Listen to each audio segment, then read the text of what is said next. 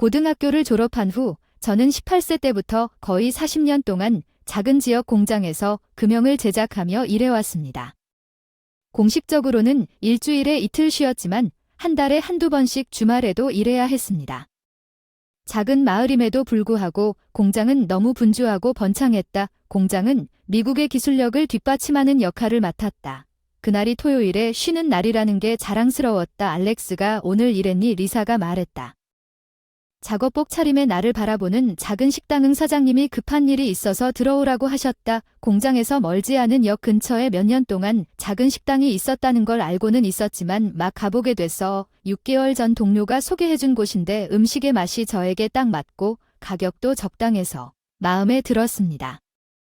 무엇보다 마음에 들었던 점은 혼자 운영하는 리사님이 친절하고 세심하면서도 손님이 오면 씩씩하게 꾸짖는 점이었습니다. 술에 취하거나 엉뚱한 짓을 하는 그녀의 순진한 표정과 흰보리 앞치마와 잘 어울렸다.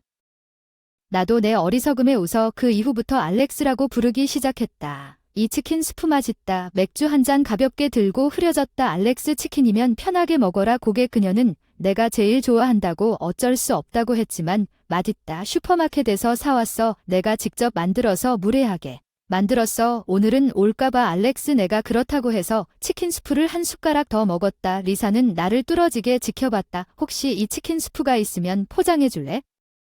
떠나면 돈은 줄 텐데. 그게 그렇게 좋았나? 15년 전 아내를 잃었을 때 10살짜리 딸을 위해 도시락을 만들고 아침 저녁을 준비할 수 있었지만 달국 같은 건 만들어 본 적이 없었다. 왠지 딸이 내일 데리러 올 남자에게 이 닭고기 스프를 대접하고 싶었어요.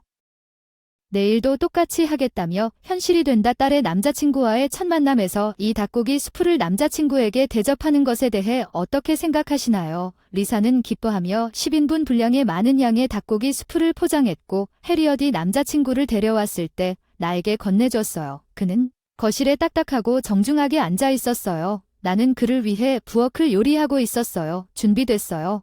먹자. 해리엇이 긴장한 남자친구를 저녁 식탁에 데려왔어요. 미안해요. 집에서 하는 요리일 뿐이라고.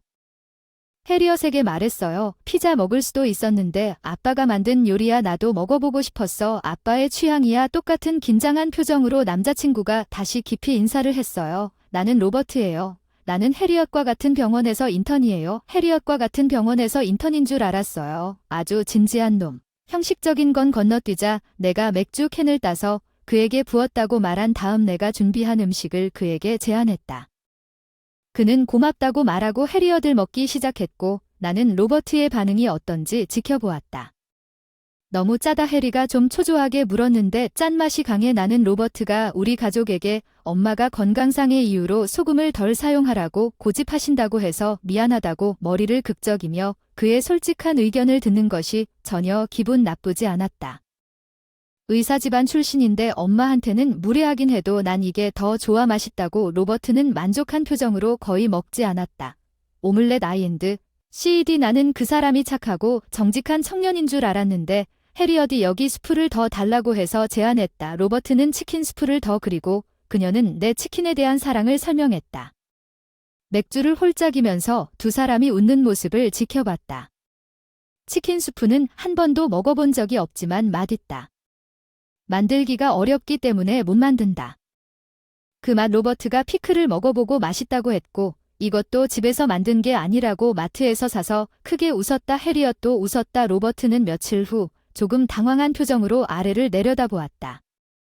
며칠 후 리사의 식당에 가서 내 얼굴을 보고 바로 리사 해리엇의 남자친구와의 첫 만남 소감을 물었습니다. 반은 행복해요. 반은 슬프네요. 그냥 어디에나 있는 아버지의 평범한 감정일 뿐. 평범하다면 결국 모두를 행복하게 만드는 맙서사. 평소에는 그렇지 않은 리사. 영업 시간에 술 한잔 하자며 예약한 보드카 한 병을 마셨다. 다른 손님도 여럿 있었지만 리사는 대부분 무시하고 내 이야기를 먼저 듣고 싶었다고 보고했다. 리사의 치킨 스프가 그 후 LC와2로 호평을 받았다고 한다. 해리엇과 로버트가 대학병원 같은 직장에서 어떻게 만나는지 물었습니다. 해리엇은 병원 사무원입니다.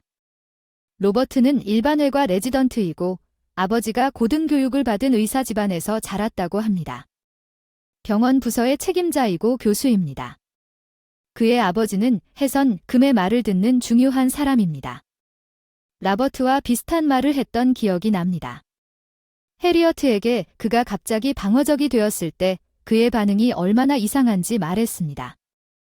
다른 사람들에게는 훌륭하지만 그의 아버지는 자신이 훌륭하다고 생각합니다. 그는 자신이 일종의 특권 계층에 있다고 생각합니다. 그는 내가 그를 만난 적이 없는데 그는 그것을 잘 싫어한다고 방어적입니다. 나는 이미 보드카로 가득 찬 잔을 올리는 그가 좋아한다고 생각했습니다. 리사의 승인을 얻었고 리사는 재빨리 자신의 잔을 들고 다음 주말 아침부터 건배를 했습니다. 해리엇은 긴장을 풀고 새 양복을 입고 외출을 준비하고 있었습니다. 두 사람이 있다면 해리엇이 로버트의 부모님을 맞이할 차례였습니다. 순조롭게 연애를 하고 결혼까지 하면 나와 부모님이 서로 인사할 시간이 될 것 같다. 막연히 그 장면을 상상했는데 해리엇의 휴대전화 벨소리가 취소되는 소리가 들렸다. 해리엇이 전화를 받자마자 얼굴이 창백해졌다. 전화를 건 사람은 로버트였다고 그녀에게 알렸다. 그날 부모님과의 모임은 로버트가 우리 집으로 달려가서 며칠 전 부모님에게 만나자고 하는 사람이 있어서 오후에는 집에 있으라고 했던 상황을 설명하고 얼마 지나지 않아 취소되었습니다. 세부 사항에 대해 조용히 이야기하면 아버지가 해리엇과의 관계를 즉시 반대할 것이라고 생각했기 때문에 먼저 해리엇을 직접 만나도록 할 것이라고 생각했습니다. 아버지를 만나면 아버지가 그녀를 좋아할 것이라고 생각했습니다. 병원 부서장 인사 업무도 담당하고 있는 사람은 로버트가 의과대학 친구나 준을 고용하고 싶다고 오해한 것 같다. 그 이후로 로버트는 근무 중이거나 아버지가 회의 때문에 자리를 비웠기 때문에 아버지를 만날 기회가 없었다. 반면에 그의 어머니는 로버트가 만나자고 한 사람이 그의 여자친구라는 것을 감지하고 전날 밤에 남편에게 그것에 대해 말한 것 같습니다. 아버지가 물으셨죠. 어머니는 이렇게 말씀하셨는데 아버지가 마지못해 모든 것을 고백했다는 게 사실인가요? 그런 다음 그는 아버지로부터 그녀가 무엇을 하고 있는지 신문을 받았고 그녀가 병원 직원이라는 사실을 밝혔습니다. 그의 아버지는 코웃음을 쳤고 데이트하는 모든 여자를 집에 데려올 필요는 없으며 결혼하고 싶은 여자만 데려올 필요가 있다고 말했습니다. 내가 해리엇과의 결혼을 고려하는 이유는 로버트가 좌절감에 이를 악물고 해리엇이 그의 옆에서 듣는 동안 그의 손 위에 굳건히 손을 얹었다고 말했습니다. 나는 결과에 대해 생각하지 않고 참을 수 없을 정도로 불안해졌습니다. 나는 로버트가 그의 부모님과 함께 살았던 집을 방문했습니다. 나 자신에게 이것은 모든 집들 사이에서 조용한 주택가의 모습입니다. 그의 가족의 저택이 눈에 띄었습니다. 저는 오늘 방문하기로 되어 있던 해리엇의 아버지입니다. 제가 발표할 때 당신과 이야기를 나누고 싶어서 왔습니다. 인터폰이 열려 문이 열렸고 나는 안에 있었지만 현관문까지만 로버트의 아버지가 불만을 숨기려고도 하지 않고 나를 머리끝부터 발끝까지 훑어보며 무례하게 내 직업에 대해 물었고 나는 공장에서 일한다고 대답했다. 금형제조업체 공기사무원이 아들이 대박나듯이 손을 잡으려고 하는데 부모님이 그러는 건지 의심스럽게 주위를 둘러보더니 엄마는 어디 계시냐고 묻자 나는 아내가 15년 전에 병으로 돌아가셨다고 대답했고 그 이후로 우리는 아버지 자식 가정이었고 아버지 자식 가정이고 부모는 공장에서 일합니다. 그녀는 내 아들과 함께 있을 자격도 없습니다. 이건 말도 안 돼요. 제발 나가주세요. 너무 화가 나서 때릴 뻔했지만 그렇게 했다면 되돌릴 수 없을 거야. 화를 참으며 해리엇에게 안 된다고 문자를 보낸 뒤 리사의 식당을 방문했어. 아 무슨 일이야 알렉스 너 개똥 밟은 것처럼 보이냐. 내가 한 말인가 그녀에게 내 하루에 대해 이야기하면서 보드카를 연달아 마셔도 결혼에 더 이상 부모님의 허락이 필요하지 않다는 것을 알고 있습니다. 부모님이 반대하더라도 제가 해야 할 일은 그녀를 지원하는 것뿐이라면 해선 긋는 그것이 사실이라고 말했습니다. 하지만 모든 사람의 축복을 받는 것이 낫지 않을까요? 하지만 그 아버지가 우리가 상대해야 할 사람이라면 저는 그 아버지가 보스턴에 있는 그 대학 병원의 거물이 될 가능성이 없다고 생각합니다. 의사들 이름이 뭐죠? 스미스 아들 이름은 로버트인데 아버지 이름은 모르겠어요. 리사가 스미스라는 이름을 혼자 반복해서 생각난 것 같다고 했더니 회의를 잡아요. 리사가 내려다보면 말했다. 아버지 자식 가정이기 때문에 우리는 내가 재혼할 예정이고 그녀가 내 새아내 역할을 할 것이라는 사실을 알릴 수 있습니다. 해선 금의 갑작스런 제안을 따라갈 수 없었습니다. 중수 한나는 당신을 심하게 괴롭히지 않을 것입니다. 알았습니다. 나는 당신이 말한 대로 할 것이라는 것을 이해하고 그래서 로버트를 통해 나는 어떻게든 그의 아버지와의 두 번째 만남을 주선할 수 있었습니다. 혜선, 금과 곧 나의 두 번째 아내가 될 보스턴 혜선, 금의 집에 나와 함께 동행하자고 제안한 것처럼 나는 그의 아버지와 두 번째 만남을 주선했습니다. 방에는 차 한 잔도 제공되지 않았고 아버지는 얼굴을 보여주기 전에 우리를 10분 이상 기다리게 했습니다. 저는 론이 주장했기 때문에 시간을 냈지만 그가 먼저 전쟁 선포였다고 선언했다는 브리핑을 하고 싶습니다. 더 이상 부자 가정이 아니기 위해 재혼을 하려고 했는데 그게 우리와는 상관없는 일이군요. 병원 클라크는 단지 아버지를 위해 공장 직원만 있는 것뿐이고 가족의 지위는 이미 충분히 다르기 때문에 같은 말을 반복했습니다. 그나저나 예전처럼 공장 아르바이트를 한다든가 로버트 아버지가 거만한 어조로 한 말 내가 식당을 운영한다. 리사가 공장 노동자에게 어울리는 바 오물 같은 식당이라고 단호하게 대답했다. 로버트 아버지가 침을 뱉었다. 그 말을 하고 방을 나가기 시작했다. 리사는 조용히 케빈을 불렀다. 언제부터 그런 사람이 됐나? 로버트 아버지가 돌아섰다. 흐뭇하다. 왜 내 이름을 아는지 기억나지 않니? 나는 리사 가르시아야. 내 전 가정교사. 케빈은 눈을 크게 뜨고 그는 꼼짝도 하지 않고 리사를 쳐다보며 케빈을 눈빛을 무시하고 나에게 말을 걸기 시작했다. 리사는 고등학교를 졸업하고 인류대학 이과에 진학한 우수한 학생이었다. 연구원을 목표로 했으나 부모님이 파산하자 포기했다.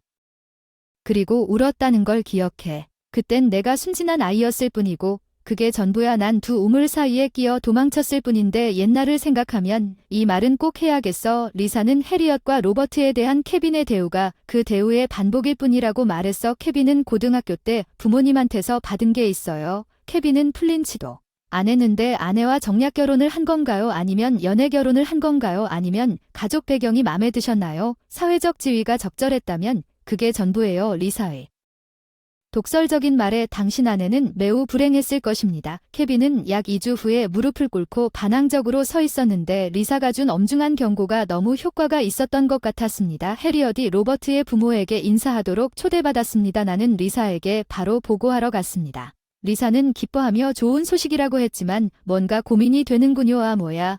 앞으로 일이 순조롭게 진행되고 해리엇과 로버트의 결혼이 진전되면 지난번에 부모님이 정식으로 결혼 인사를 하게 될 거라고 성급하게 말했고 다음과 같이 리스를 선물했습니다. 미래의 아내이지만 실제로는 아직 호라비입니다. 서두르세요. 혜선 금는 불행해 보인다고 말했지만 그녀는 자신이 죽었다고 어린 소녀처럼 얼굴을 붉혀두며 해리엇과 다른 사람들을 위해서만 내 미래의 아내 역할을 했습니다. 로버트의 결혼은 시간 문제였을 뿐입니다. 저는 제가 누군가와 사랑에 빠지면 딸을 소개해주기로 딸과의 약속을 지키기 위해 그들을 먼저 리사의 작은 식당으로 데려갔습니다. 리사는 여기 주인이 제가 가장 좋아하는 치킨 수프입니다. 저는 리사를 소개했고 제 딸은 그렇게 합니다. 그 사람은 닭고기 수프만 좋아해요. 리사는 어때요? 제 딸이 저를 놀렸어요. 저는 리사의 얼굴을 보면서 부모님을 놀리지 말라고 했어요. 리사는 행복한 표정으로 돌아보더니 해리엇에게 말했습니다. 해리엇이 아빠를 괴롭혔는지 모르겠어요. 당신은 어때요? 나는 못 들은 척하며 리사에게 부탁이 하나 있는데 그날 리사를 방문하려는 두 번째 목적을 달성할 시간이 다가왔으니 해리엇과 로버트가 결혼식을 할 예정이라면 괜찮겠느냐고 말했습니다. 신부 어머니로 있어서 H 외투 안주머니를 뒤지던 중 르가 확실히 말하고 싶으면 혼인신고를 하고 싶다고 혼인신고서를 꺼냈다. 준비한 혼인신고는 어땠나? 채널과 IDL은 추가 제작을 권장합니다. 다음 비디오에서 만나요. 내 핑크색이 귀엽지 않나요? 그녀는 완전히 자신있게 말했지만 그녀의 옷은 너덜너덜하고 찢어졌고 저는 남자가 어디를 봐야 할지 몰랐습니다. 구멍이 있었기 때문입니다. 보이지 말아야 할 곳에 신경 쓰지 않고 너덜너덜한 옷을 입고 유쾌하게 웃는다. 왜 옷이 이런 상태였느냐고 묻는다면 내 이름은 아덴이다. 나는 이벤트 등을 기획하고 기획하는 회사에서 일한다. 주로 임시직으로 근무하지만 회사에서 요청하면 기업 행사에서 고객 유치도 돕습니다. 부츠 모 회사의 전문 행사와 관련된 모든 일을 돕습니다. 자회사에서 일하기 때문에 현장에 자주 갑니다. 그래서 주말에는 전단지 나눠주는 분들에게 친절하게 대하는 편이에요. 쉬운 알바처럼 보이지만 거절당하면 의외로 당황스러울 수 있기 때문에 거절하더라도 항상 1인 1조로 하려고 노력해요. 온화한 미소를 짓고 있었는데 믿을 수 없는 장면을 목격했습니다. 실례합니다. 죄송합니다. 한 여자아이가 대학생 때문에 사람들에게 전화하려고 정말 열심히 노력하고 있었습니다. 아마도 그녀는 열심히 일하고 있지만 사람들에게 완전히 피하고 있는 것 같습니다. 그녀의 접근 방식이 나쁘지 않은 이유는 무엇입니까? 전혀 밝은 목소리와 미소가 사람들을 무장해제시킬 수 있지만 그녀의 옷은 정말 형편없어요. 내 말은 그들이 눈을 즐겁게 한다는 뜻인데 믿을 수 없을 정도로 너덜너덜해요. 어딜 가나 오히려 구멍투성이인 것 같아 이 어린 소녀는 왜 이렇게 누더기 옷을 입고 사람들을 끌어들이려고 하는 걸까요? 다른 옷은 없는 걸까요? 아니면 돈이 너무 힘들어서 아무것도 살 수 없는 걸까요? 턱이 피부가 안 보이는데 찢어진 부분에 핑크색 천이 보이죠? 저 옷은 뭐죠? 사람을 끌어들이려는 노력은 헛수고이고 의심스러울 뿐입니다. 그렇게 애쓰는데 피하고 있으니까요. 눈물을 글썽이며 갑자기 우리 아를 만났어요. 기분이 안 좋았는데요. 죄송해요. 거기 잠시만요. 제발 너무 여러 번 거절을 당해서 자기 자신을 잃거나 절박해진 것 같았고 그녀는 좀 도와주세요. 나한테 울부짖고 있었는데 주변 사람들이 나를 이상하게 쳐다봐서 정말 도망치고 싶었는데 그 사람이 너무 피하고 강아지 같은 눈으로 나를 보는 모습이 조금 안타까웠어요. 가만히 있지 않지 응아니 내 마른 옷 입은 사람에 대해 사람들이 어떻게 생각하는지에 대한 설문조사란 말이야. 바로 움직이면 설문조사 결과가 바뀔 거야. 내 설문조사의 주제는 움직이면 안 돼. 구멍이 있는 것처럼 보인다고 가정해보자. 옷을 입는 것만으로도 옷을 입고 움직이면 옷의 인상이 바뀔 수도 있고 움직이고 있을 때와 정지해 있을 때의 이미지가 전혀 다를 수도 있고 옷이 너무 엉뚱해서 사람을 끌 수 있는 기회를 망쳐 놓을 수도 있어요. 사람들을 끌어들이는 경험이 있어요. 좀 보여줬으면 좋겠나요? 정말 사라의 얼굴이 밝아졌고 약간 의욕이 생겼어요. 그렇게까지 갈 필요는 없을지 모르지만 그것은 단지 친절일 뿐이에요. 나는 그녀에게 미소를 지으며 일어서라고 지시한 다음 돌아섰습니다. 그녀를 보고 인사했던 사람들이 갑자기 말을 해서 실례합니다. 실제로 그녀는 정향이 주는 인상에 대해 조사하고 있습니다. 잠시 시간을 내어 우리를 도와주실 수 있습니까? 그래서 저는 그들이 설문조사에 응답하도록 했습니다. 최대한 친절하고 대학생을 위해 도움을 요청했을 때 대부분의 사람들이 간단한 설문조사에 응했습니다. 거부하면 그냥 죄송하다고 말하고 70%가 멈추고 50%가 설문조사에 응답하면 관심을 끌기에 충분합니다. 힘들구나. 대단해. 1시간 동안 고생해서 한 명 막았는데 넌 프로 같구나. 나도 프로야. 결국 그 사람이 허락한 시간이 다가와서 오늘은 헤어져야 했어. 거의 끝나갈 무렵 수원현가 나에게 감사하다고 고개를 숙였다. 고마워요. 대학 친구들이 모두 논문 작업으로 바빠서 혼자 해야 해요. 오늘의 서파 결과만으로는 데이터가 부족해서 다시 한번 할게요. 오늘 가르쳐준 것 명심하고 유쾌하게 말했지만 앞으로는 혼자 해야 한다는 불안감이 느껴졌다. 나한테는 풀죽은 강아지처럼 보일 것 같아 마음이 좀 무겁지 않나. 그 표정 좀 보여줘. 관심 끌기 힘든 걸 너무 잘 알잖아. 좀 도와줄래? 내 말은 내가 끼어들지 않으면 절대 안 돼. 고마워. 그녀는 눈을 반짝이며 몇 번이고 고개를 숙였지. 나는 그녀와 헤어지면서 번호를 교환했다. 다른 의도는 없었습니다. 단지 그녀를 내버려 둘 수 없었을 뿐입니다. 제가 너무 많이 개입하고 있다고 생각했습니다. 하지만 당시에는 이것이 나중에 제 인생을 크게 바꿀 것이라고 생각하지 않았습니다. 다음 주 주중에 그녀는 강의 사이에 설문조사 활동을 하고 있었습니다. 지금은 인터넷이 널리 퍼져 있고 이러한 유형의 일이 대부분 온라인에서 이루어지지만 그녀는 사진이 색상을 정확하게 전달하지 못할 수도 있다고 말했습니다. 분명히 그녀는 찢어진 청바지를 디자인했거나 갈비뼈 위에 분홍색 천 패치가 있는 다소 손상된 청바지를 디자인했습니다. 이 핑크색 귀여운 청바지는 아닌가요?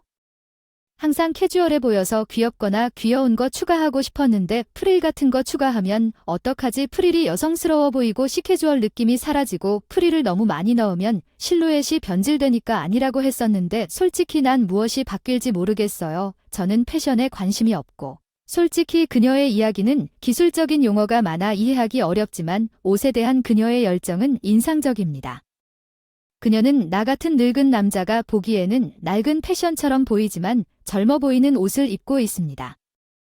사람들이 귀엽다고 사진을 찍는다는 게 전혀 이해가 안 가네요. 이게 트렌드인 건지 그래도 유행이라고 해도 어쩔 수 없었지만 사실 속옷이 너무 눈에 띄어서 걱정도 많이 했는데요. 상의가 너무 돋보였단 말이에요. 시스루는 누구라도 걱정하지 않을 거라 생각했는데 알고 보니 패션이 드러나는 이 스킨도 그녀의 아이디어였군요. 아니, 이건 페이크 타이츠의 변종인 건 아닌데 페이크 타이츠는 뭐죠? 자세히는 모르겠지만 아무래도 여자들이 입는 타이즈는 얇은 스타킹처럼 보이지만 두꺼운 게 있는 것 같아요. 따뜻하다. 아, 그렇구나. 사실은 피부가 아니었어. 왜 안 추웠나 싶었어. 패션이 깊다는 건 느껴지지만 알 수 없는 세상인데 사라한테 패션 얘기 듣는 건 즐거웠고 항상 반짝반짝 즐겁게 얘기해줬어. 눈이 부시더군요. 얼굴 볼 때마다 힘이 나고 행복감이 가득하다는 걸 깨달았어요. 한 달 뒤에 필요한 데이터를 잘 모아내요. 감사합니다. 감사하다는 말을 꼭 해주고 싶은데 그럴 필요가 없군요. 난 그냥 걱정돼서 도와줬을 뿐인데 어디 일하는 곳인지 이벤트 회사에 있는 거라도 알려주면 안 될까? 대학 행사에 대해 상담해 줄 수 있겠니? 물론 그렇게 말하고 내 명함을 건네주면 좋겠다.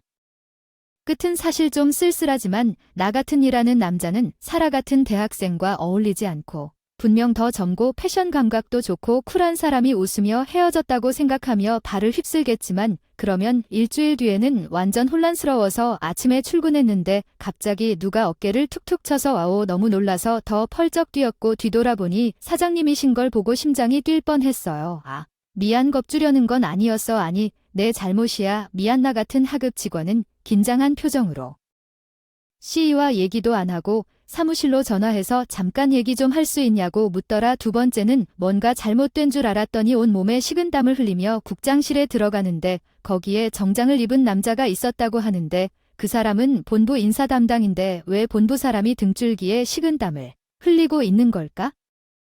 개인적으로 당신을 본부 인재개발부에 발령냈으면 좋겠다고 생각했는데 제가 CEO실에 있다는 사실도 잊어버릴 정도로 놀랐습니다. 본부 CEO는 신이시여 저에게 직접 발령을 주셨고 뭔가 실수였을 거라 생각했습니다만 본부 사람이 여기까지 온 걸 보니 오해는 아닌 것 같습니다. 사실 우리는 현재 본부에서 사건 정리를 맡을 수 있는 사람을 개발 중입니다. 아다는 사건에 대한 경험이 풍부하고 가르치는데 능숙한 편입니다. 미스 동윤채가 동윤채 미스라고 들었습니다. 저는 큰 패닉 상태에 빠졌습니다. 확실히 CEO의 성은 동윤채이지만 동윤채는 드문 성은 아니지만 최근에 동윤채라는 여성을 한 명만 만났는데 그녀가 제가 낸드라고 말했습니다. 내가 가르치는 걸 잘한다고요?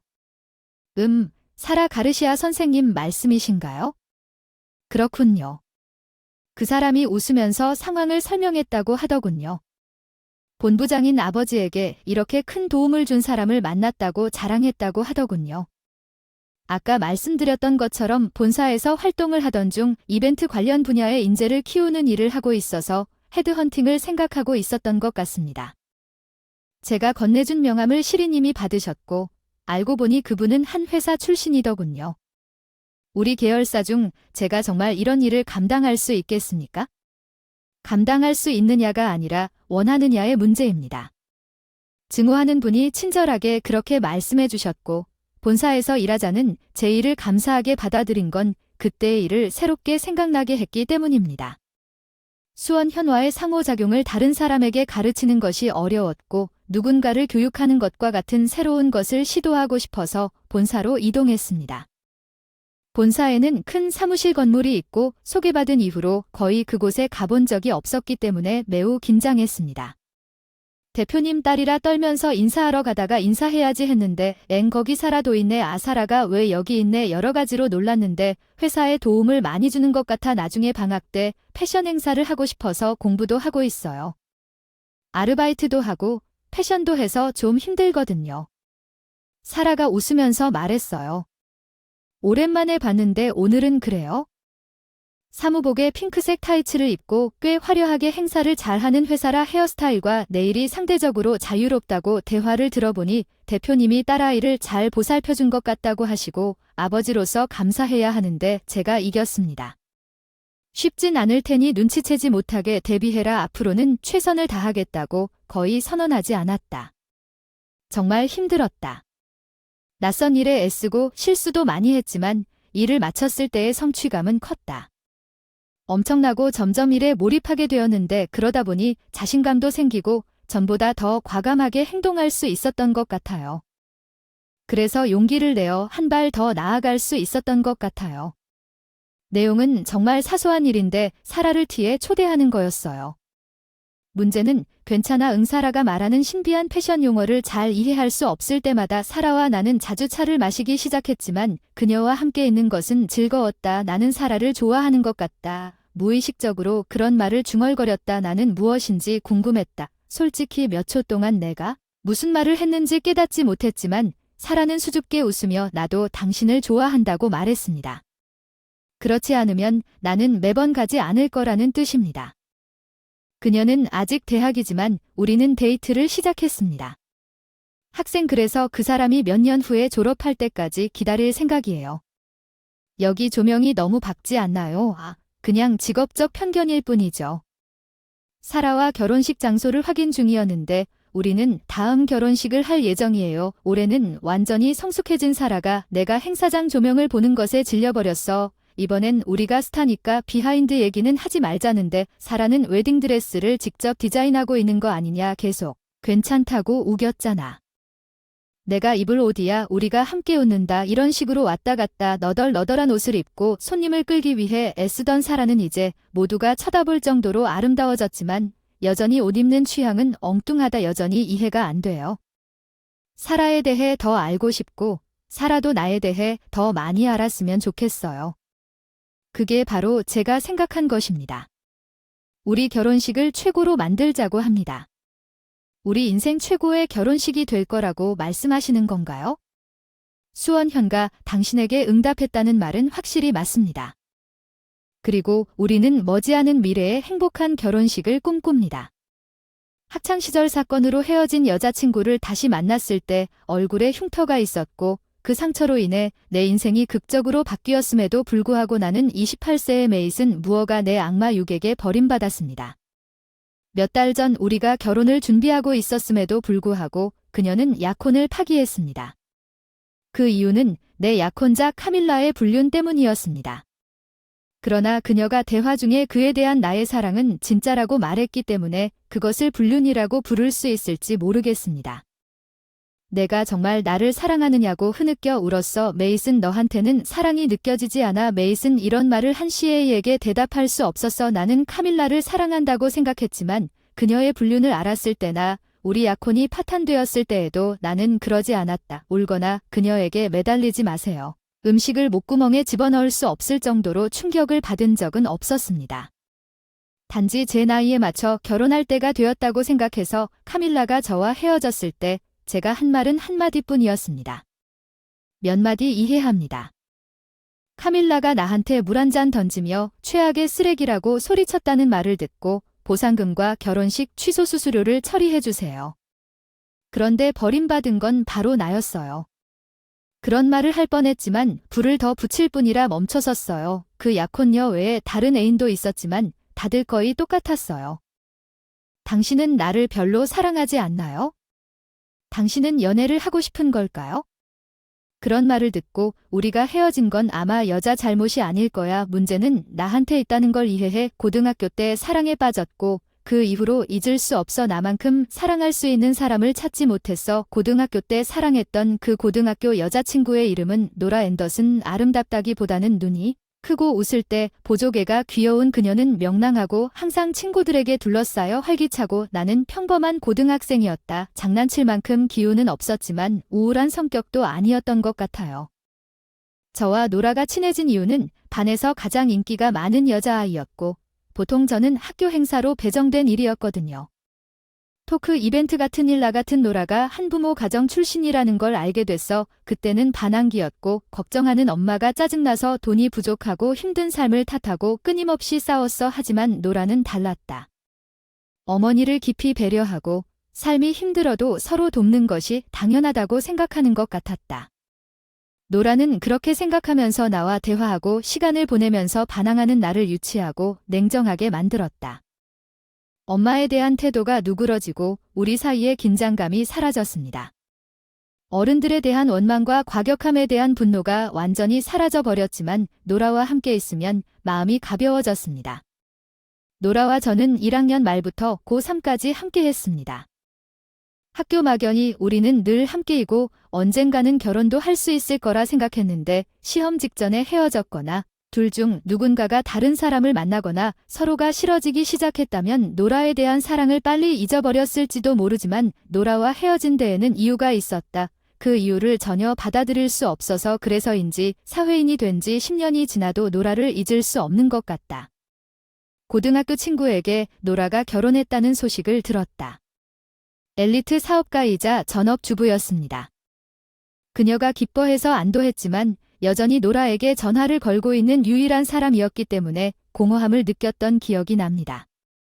이제 28살이 된 나는 그녀와 연락을 할 수도 볼 수도 없습니다. 아니면 그녀에 대한 풀리지 않은 마음이 내 품에 계속 남아있을 거라 생각했는데 회사가 문을 닫는 오후가 되어서야 상황이 바뀌었다. 나는 오전 내내 게으른 생활을 하다 마침내 침대에서 일어났다. 이른 오후에 양복을 세탁소에 맡겼는데 이날은 평일이었고 평소에 다니던 세탁소가 문을 닫은 날이었습니다. 특별히 선호하는 가게가 없어서 평소와는 다른 세탁소 앞에 서서 방문했습니다. 마스크를 쓰고 있는 클락을 보고 멈췄다.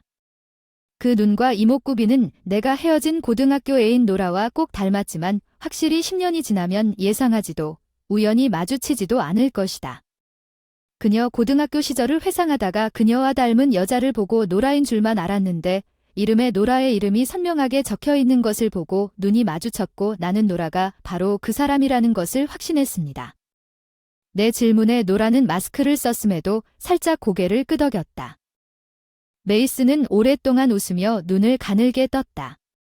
웃음소리와 목소리는 틀림없이 노라, 내 잊을 수 없는 첫사랑이었지만 노라는 여전히 고등학생과 같은 성을 갖고 있었다. 학교에 갔는데 왼손에 반지가 없었는데 갑자기 이혼했냐고 묻는 건 엄청나게 무례할 거란 걸 알았어. 노라, 여기서 뭐해? 난 여기서 이래버리 청소 좀 해도 돼. 내가 노라가 내 손을 붙잡고 있는 걸 빤히 쳐다보고 있었다는 걸 깨달았어. 드디어 양복을 건네줬어요. 노라가 양복을 가져가서 처리하는 동안 내내 정장 잘생겼다는 말 한마디도 못하는 나를 위해 대화를 이어가더군요.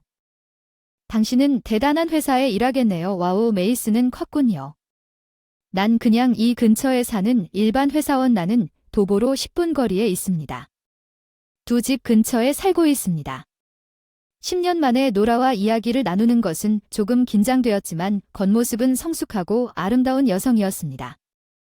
말투가 학창시절 못지않게 밝고 활발해서 정말 좋아했어요. 이것저것 물어보고 싶었는데 아쉽게도 다른 손님이 오셨네요. 저는 그냥 세탁소 손님이었는데 들어가지도 못하고 나가야 했어요. 노라식인데 내 풀죽은 표정을 눈치채고 노라가 손 흔들며 동창회 간다고 했어. 갈 생각은 없었는데 옛날 선생님께서 은퇴하신다고 해서 가봐야 할 것 같아서 바로 달려갔다.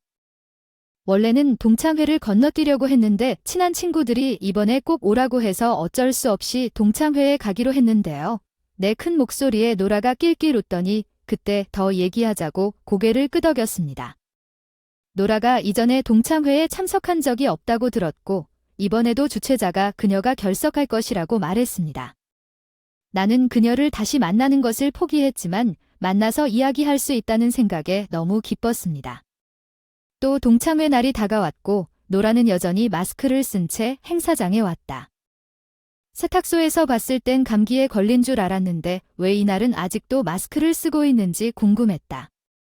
노라가 멀리서 나를 쳐다보더니 손을 흔들었다.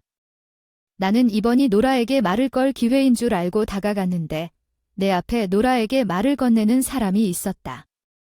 나탈리 잭슨 화려한 색의 드레스를 입고 나탈리는 늘 머리를 염색했고 학창시절에도 짧은 치마를 입었고 어른이 되면서 바이브의 손이 바뀌었다.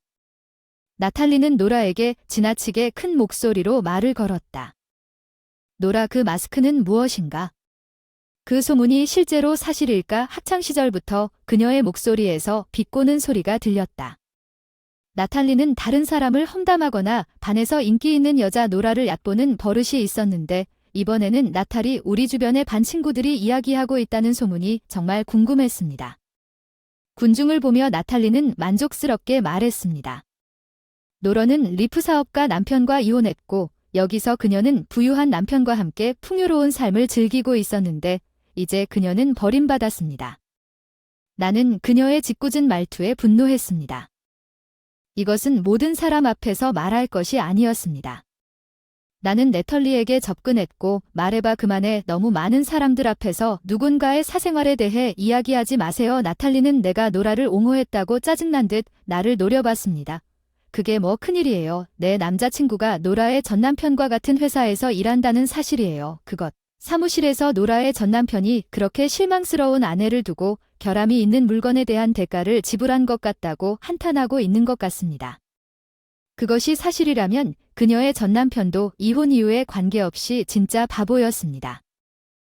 회사에 퍼뜨리고 지인들 사이에 퍼뜨린 건 그냥 틀렸어. 이혼하고 파산해서 가난하게 살았어. 저 마스크는 화장할 여유가 없다며 나탈리가 노라의 마스크를 필사적으로 벗었다며 그만 노라가 외면하려 했으나 너무 늦었다. 나탈리가 벗었다. 가면을 벗은 나탈리도 할 말을 잃고 노라의 가면 아래를 보니 다음 순간 침묵이 방을 감쌌다. 노리스의 뺨에는 베인 것처럼 가늘고 길게 베인 길쭉한 흉터가 있었다. 화장을 더 하려던 건지 피부색에 흉터가 섞여 있는데 완전히 감출 수가 없네. 그 흉터가 뭐지? 나탈리의 중얼거림이 역겨워 주변 사람들이 입을 열지 않았는데 목소리를 높이는 게 분명 불안해. 나 참지 못해 노라의 손을 잡고 베란다로 데리고 갔을 때, 텅 빈 발코니에 도착했을 때 노라가 나를 보더니 고맙다고 했다. 솔직히 그 방에 있는 게 불편했지만 그런 상처를 보면 다들 놀라실 것 같다. 노라는 마스크를 다시 쓰면서 이렇게 말했습니다. 노라가 자기 비하적인 방식으로 그런 말을 하는 것은 어울리지 않았고 조금 슬펐습니다. 그 상처에 대해 물어봐도 될까요? 그렇지 않으면 나에게 말할 필요가 없습니다. 노라가 결혼 생활에 대해 이야기하고 싶지 않아서 결혼한 남자는 결혼 후 폭력을 행사했습니다. 그 사람이 노라를 실망시키는 말을 하는 것은 일상적인 일이었고 그녀는 끊임없이 부정할 말을 들었던 것 같습니다. 그녀의 성격은 노라였지만 고등학교만 졸업하고 전업주부로서 수년간 버텼습니다. 그녀는 재정적 자립에 대해 걱정했습니다. 이 기간 동안 어머니의 병은 악화되었고 어머니는 남자친구에게 의존하고 노라에게 무기력해 보였지만 그녀는 쓰러졌습니다. 고등학교 시절 노라의 어머니는 병이 나서 인생을 바꾸셨고 열심히 일하며 서로를 도우셨지만 입원 후에도 상태가 호전되지 않고 돌아가셨습니다. 지금까지 수고를 끼쳐드려 죄송합니다만 노라 어머니의 마지막 말을 듣고 노라는 이혼하기로 결정했습니다. 어머니의 행복을 바라는 마음이 그녀에게 필요하다는 압박을 주었습니다. 노라가 겪었던 모든 고난을 생각하면서 이혼 문제를 꺼냈을 때 남편이 입힌 상처. 너무 슬프지만 그런 나를 보고 노라가 내 등을 살짝 두들겼다. 너무 우울해하지 마세요. 엄마가 원했던 대로 이혼했으니 이제 자유로워서 행복해요. 행복을 찾고 있어요. 아직 새 장은 없어요. 하지만 언젠가는 이 가면을 벗고 노라의 그 강렬한 눈빛을 보며 당당하게 걸어가겠다는 목표가 있다. 고등학교 때 헤어졌던 기억이 난다. 노라 엄마는 남자친구에게 의지하거나 항상 뒤처지는 타입이 아니었고 자주 뒤처지는 타입이었다. 결국 남자들에게 돈을 주게 되었지만 노라는 어머니의 수입을 관리하고 대학 지원비를 저축하기 위해 아르바이트까지 했으나 시험 직전에 어머니가 시험에 쓸 돈을 약 동시에 엄마의 병이 발견되고 노라의 엄마는 그렇게 형편없는 엄마를 가졌음에도 불구하고 재정적으로 부양하던 남자친구에게 버림받았습니다. 노라는 시험 EX를 포기하고 엄마를 부양하기 위해 일하겠다고 말했습니다. 물론 나는 전적으로 반대했습니다. 그러다가 멀어지고 결국 헤어지자 고등학교 시절의 추억이 흐릿해져 내 앞에 있던 28살 노라가 마스크를 벗었다. 마스크 및 마스크 아래에 흉터가 드러났다. 뭔가 참 대단하지 않나 뒤를 돌아보니 노라의 눈에 확고하게 그런데 이 머리카락이 더 놀랍다. 노라의 마음을 가리키며 말했잖아. 넌 여전히 학교 때처럼 강하다고 했어. 강하지 않더라도 가족을 부양했어. 폭력에서 벗어날 용기를 찾았고 넌 여전히 상처받았어도 기대해. 노리 쓰는 내 말에 조금 부끄러운 표정으로 웃었어. 고맙지만 너도 메이슨 아니냐. 나는 노라가 무슨 뜻인지 이해하지 못해서 그녀의 다음 말을 기다렸다. 너는 쉬었다. 학교 메이슨 기억해. 내 친구들이 엄마에 대해 놀렸을 때 내가 나를 변호해줬고 지금 막 사람들이 내 상처에 대해 이야기할 때 나를 데려가는 유일한 사람이었어. 항상 친절했어. 메이슨. 그때 처음으로 깨달았어. 내 안에 친절함이 있었어. 나는 나 자신을 우유부단한 남자로 생각했고 일에 진지하지도 않았고 더 많은 사랑을 베풀 수 있다는 생각조차 해본 적이 없었어. 우리가 학교에서 데이트할 때 손을 많이 잡았던 기억이 난다. 물론 기억해. 나는 노라를 기억하고 손을 잡고 우리의 불안과 작은 기쁨과 행복을 나누곤 했었다.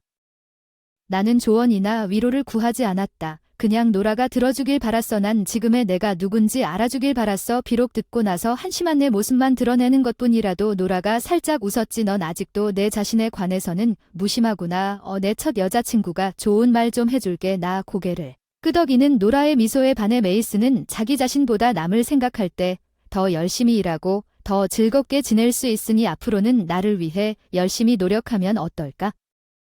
동창회 후에 다시 함께하고 싶다고 생각했어요. 메이슨은 어떻게 할까요?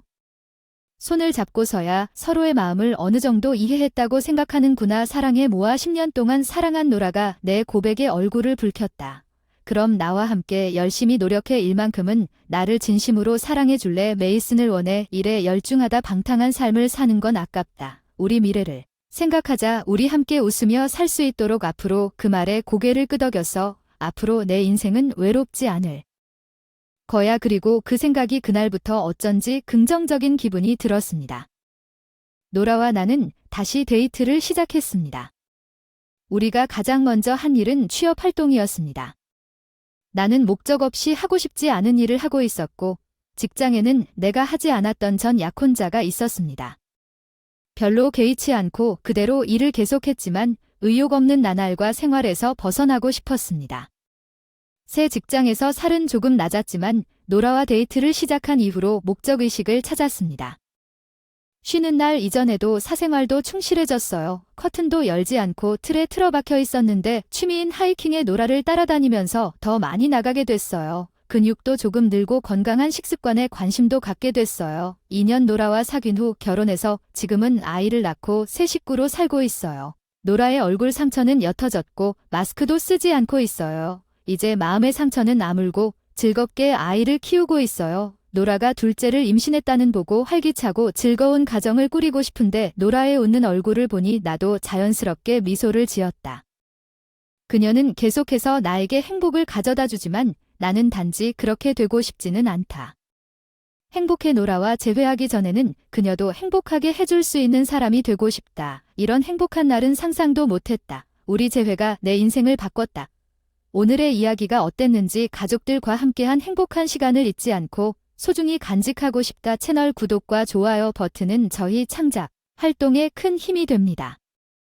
여러분의 댓글을 기대하고 있겠습니다. 다음 뮤직 영상에서 만나요. 아침에 일어나 핸드오버 때문에 머리가 쿵쿵거리던 그날. 그래서 아침에 퇴근했는데 별 문제가 아니었어요.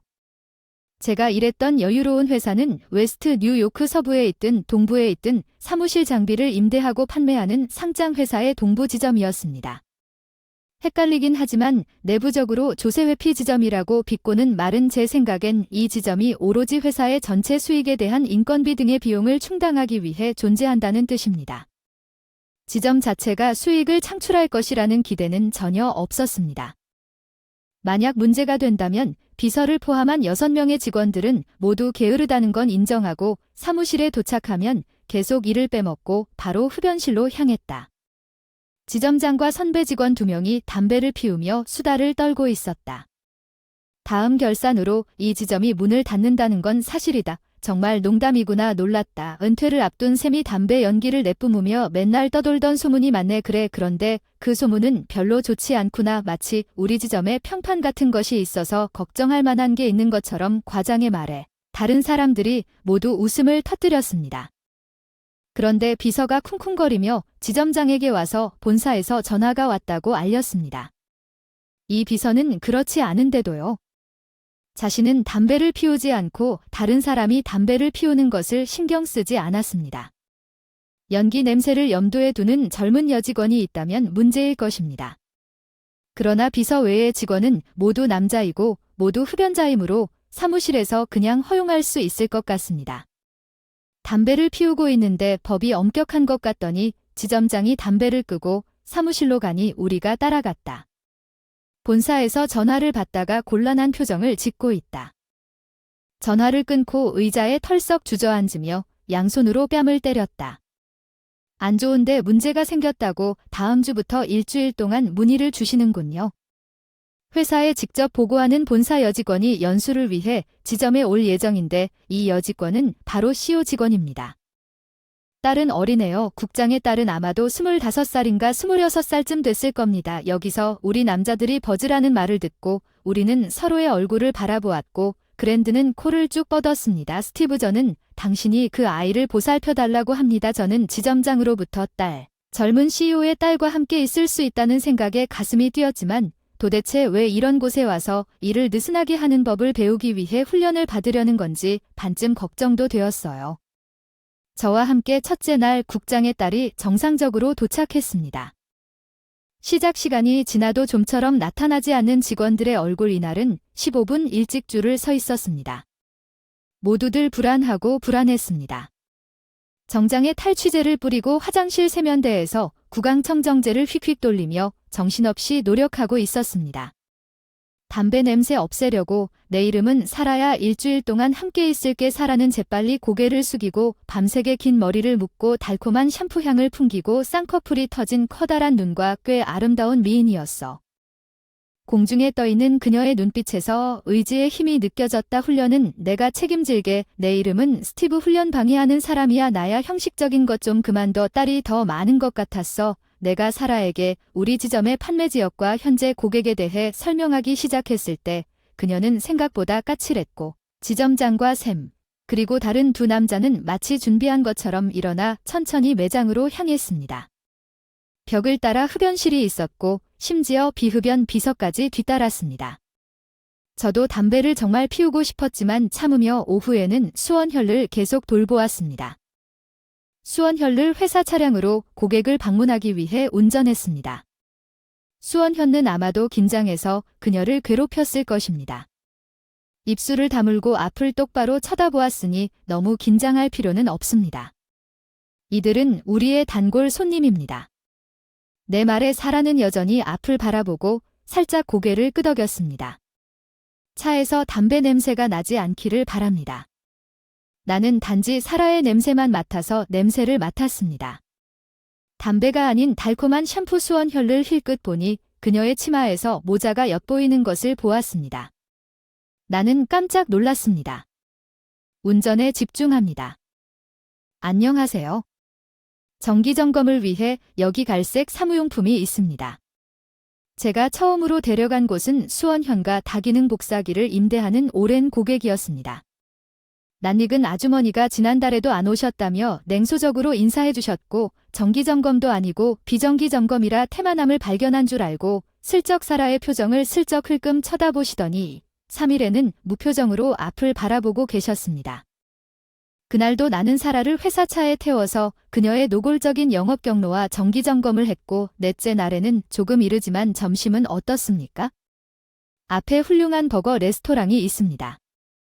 사라는 그렇다고 대답했지만 아마도 이 젊은 아가씨는 그렇지 않은 것 같아 다소 불만스러워 보입니다.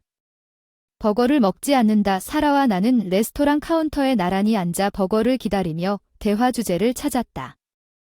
어색한 침묵을 느끼며 날씨에 대해 이야기한다. 오늘 날씨는 좋은데 흐리지 않나? 분위기가 더 어색해졌는데 뭐 하나 여쭤봐도 될까요? 방문 판매는 안 하시나요? 사라가 얼굴 앞에서 손을 흔들며 물었습니다. 저는 거의 시간 낭비라고 말했지만 정말 좋지 않나요? 10번 시도 중 한 번만 성공하면 판매. 글쎄요, 사람들은 그렇게 말하지만 번거롭지 않습니까? 일을 안전하게 처리하는 것이 최고치도 최저치도 없이 최선이니까요. 사라는 내 무심한 말에 날카로운 눈초리를 보내며 반응했습니다. 나는 시선을 돌렸습니다.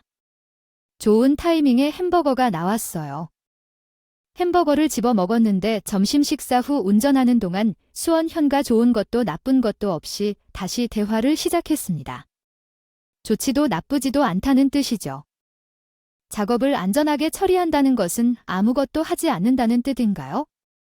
말투가 날카로웠어. 뭐가 그녀를 기분 나쁘게 만들었나 싶었어. 직업이 정말 재미있어 인상적이구나. 너는 매일 만족하는가? 나에게 그런 생활은 최악이야. 길가에 멈춰서 내 인생을 판단할 필요는 없지. 결국 너는 새의 딸이야. 너는 화려한 삶을 즐기고 있겠지. 나는 내가 너무 지나쳤다는 걸 깨달았지만 보살펴야 하는 것에 답답함을 느꼈다고 말하고 나서 말했다. 사라는 날마다 정신없이 갔음에도 불구하고 다 풀린 것 같았고 갑자기 기분이 상쾌해졌습니다. 사라는 두 손으로 얼굴을 가리고 큰 소리로 울기 시작했고 지나가는 사람이 보면 차 안에서 여자가 울게 만들었습니다. 내가 당황해서 둘러보았을지는 모르겠지만 너무 멀리 갔어. 미안하다. 그러다 예상치 못한 반응이 왔다. 사라 딸 시오의 딸 다들 그렇게 말하지만 나도 인간이야. 아직은 아니야. 세상에 대해 아무것도 몰라. 사라는 그 말에 목이 메었다. 나는 주유소에서 물 한 병을 사서 사라가 앉아있던 공원 분수 앞에 돌아왔다. 나 때문에 사라가 게으름 피우는 건 흔한 일이라고 해서 너를 느슨하게 만들었다. 아. 물병 건네면 또 혼날지도 몰라. 사라가 고개를 살짝 숙인다. 나는 4년 전 대학을 졸업하고 아버지 회사에 입사했다. 사라가 취업을 시도했지만 아버지에게 바라는 제안을 받지 못했다고 했다. 일하고 싶으면 자기 회사에서 일해도 된다고 하더군요. 아버지는 내가 여자니까 어떤 직업이든 다 괜찮을 텐데 결혼 전까지 자리만 따뜻하면 된다고 하더군요. 그게 정말 구시대적인 생각이라고 하더군요. 회사의 입학식과 1년 내내 몇 번의 연설을 통해서만 그를 알았지만 나는 그가 그런 식으로 싸웠다는 것을 몰랐습니다. 확실히 회사 브로셔에 웃고 있는 CEO의 사진과 우리가 여성의 경력을 지원한다는 말이 포함되어 있었지만 여전히 내 CEO 비서라는 직함은 화려한 직함일 뿐이지만 비서가 따로 있고 나에게는 실제 업무가 없습니다. 수원현는 심지어 자신의 상황이 금박을 입힌 새장에 갇힌 것과 비슷하다고 말하기까지 했습니다. 약 10일 전 그녀는 말했습니다. CEO인 아버지는 극소수의 사람들만이 가장 좋아하는 일을 하고 있고 돈 때문에 하기 싫은 일을 하고 있다고 대답했다. 거짓말을 하면 우리 세금 회피 지점을 볼 수 있습니다. 수원현에 따르면 우리의 웨스트 뉴요크 동부 지점이 될 것이라고 말했습니다. 저를 포함하여 웨스트 뉴요크 동부 지점의 직원들은 쓸모없는 중퇴자로 간주되어 세금 회피 외에는 아무것도 할 수 없었습니다. 랜드, 아버지가 말씀하시는 것을 믿지 못해서 직접 보고 싶어서 훈련을 가장해 여러분이 일하는 모습을 보러 왔습니다. 아버지 말씀대로 우리는 일에 대한 열정이나 의욕이 전혀 없는 게으른 사람들이라고 하더군요. 그날 밤 나는 사라가 낮 동안 나에게 털어놓은 것을 다시 생각하고 있었다. 몇몇 어른들은 종종 커서 무엇이 되고 싶은지, 어린 아이들에게 미래에 대한 꿈이 무엇인지 같은 어리석은 질문을 한다. 나는 항상 그런 것이 불편하다고 느꼈다. 질문 드림즈 컴트루, 드림즈 컴트루 라는 문구도 싫었어요. 장래에 하고 싶은 것은 꿈이 아니라 목표이고 그 목표는 그냥 일어나는 일이 아니라 스스로 만들어가는 일이라는 생각이 들었고 현재의 모습을 반성했습니다. 오래전에 두 가지 모두 남겨둔 것 같습니다. 웨스트 뉴요크 이스트 지점이 실제로 문을 닫게 되기 전날 수원현에게서 또 진지한 이야기를 들었습니다. 이번에는 사무실에서 담배를 피우면서 모두에게 말했습니다. 흡연실이라 잘 쫓겨난다는 건 잘 모르겠는데 동료 질문에 대답했는데 다른 곳으로 옮겨져도 일을 제대로 해야지 매니저가 동료 팻말을 어깨에 얹고 하지 말라고 했어요. 이제 수원현의 훈련 본부 마지막 날에 우리가 계약을 맺을 수 있는지 알고 싶은 프로젝트가 있다고는 말할 수 없습니다. 여러 번의 판매 시도가 있었지만 우리는 완전히 무시되어 포기하고 내버려 두었습니다. 어떻게든 수원현을 데려가려고 생각했습니다. 그 판매에 확실히 사라는 크게 동그란 눈으로 힘차게 고개를 끄덕였다. 아, 너야. 의뢰인이 나를 역겨운 얼굴로 쳐다봤지. 너는 우리가 너를 잊어버렸을 때만 나타나고 우리의 질문을 무시하는구나. 정말 미안해. 깊이 고개를 숙이고 수원현는 저에게 절을 했습니다. 지연에 대해 사과드립니다. 제 이름은 수원현이고 저는 훈련 중입니다. 수원현과 명함을 건네주었고 고객이 그것을 빤히 쳐다보았습니다. 당신의 이름은 수원현입니다. 수원현는 얼굴을 약간 숙인 채 고개를 끄덕였습니다. 그녀는 CEO의 딸입니다. CEO 딸의 등장으로 의뢰인의 태도가 확 바뀌다. 가져온 자료를 열어보니 사라가 열성적으로 설명해 주었고 사라의 열정을 보며 마음이 따뜻해졌고 마침내 대대적인 임대 계약을 맺게 되었고 그날 저녁 사라의 송별회가 열렸습니다. 우리가 가장 좋아하는 바에서 큰 계약을 축하하기 위해 2배로 모두가 좋아하는 음식과 음료를 주문했고 술이 잘 흐르고 있었지만 그녀는 정말 CEO의 딸이 첫 번째 방문해서 거래를 성사시키는 무언가였습니다. 우리는 영원히 얻으려고 노력했습니다. 수원현 수줍게 내려다보았지만 매니저의 성실하지 않고 무해한 말에 옳지 않은 말에 화가 났다. 나도 모르게 목소리를 높였다. 모두들 머리 위에 물음표를 붙인 채 나를 바라보았다. 사라가 국장의 딸인 게 도움이 됐을 텐데 프레젠테이션이 훌륭해서 그런 것이다.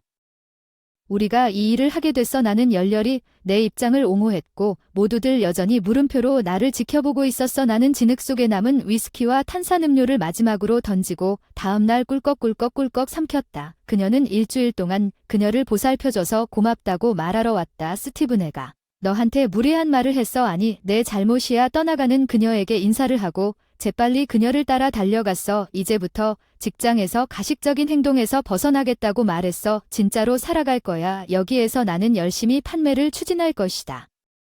그녀는 나에게 힘차게 고개를 끄덕이고 희미하게 미소를 지었다. 지난주에 당신을 만나는 것은 즐거웠다. 스티브는 단지 소문만은 아니었던 웨스트 뉴요크 이스트에 있는 우리 지점의 사건이 얼마나 바뀌었는지 결코 잊지 못할 것이다. 문을 닫았는데 사실은 계속할 예정이었어. 다 내 성과 덕분이지. 그렇지. 내가 담배 연기를 뿜어낸다고 했더니 샘이 내 머리를 때렸어. 바보야. 사실 내 공격적인 영업 전략으로 인해 매출이 급등하게 됐어. 그때 지점장이 전화를 하더군요. CEO의 딸이 CEO에게 직접 간청한 것 같군요. 지점을 폐쇄하는 것이 너무 아까워서요. 그녀는 잠시 후 제가 커피숍 흡연실에서 빈둥거리고 있었는데 야외 회차 사이에 담배를 피우고 있었는데 괜찮다고 하더군요.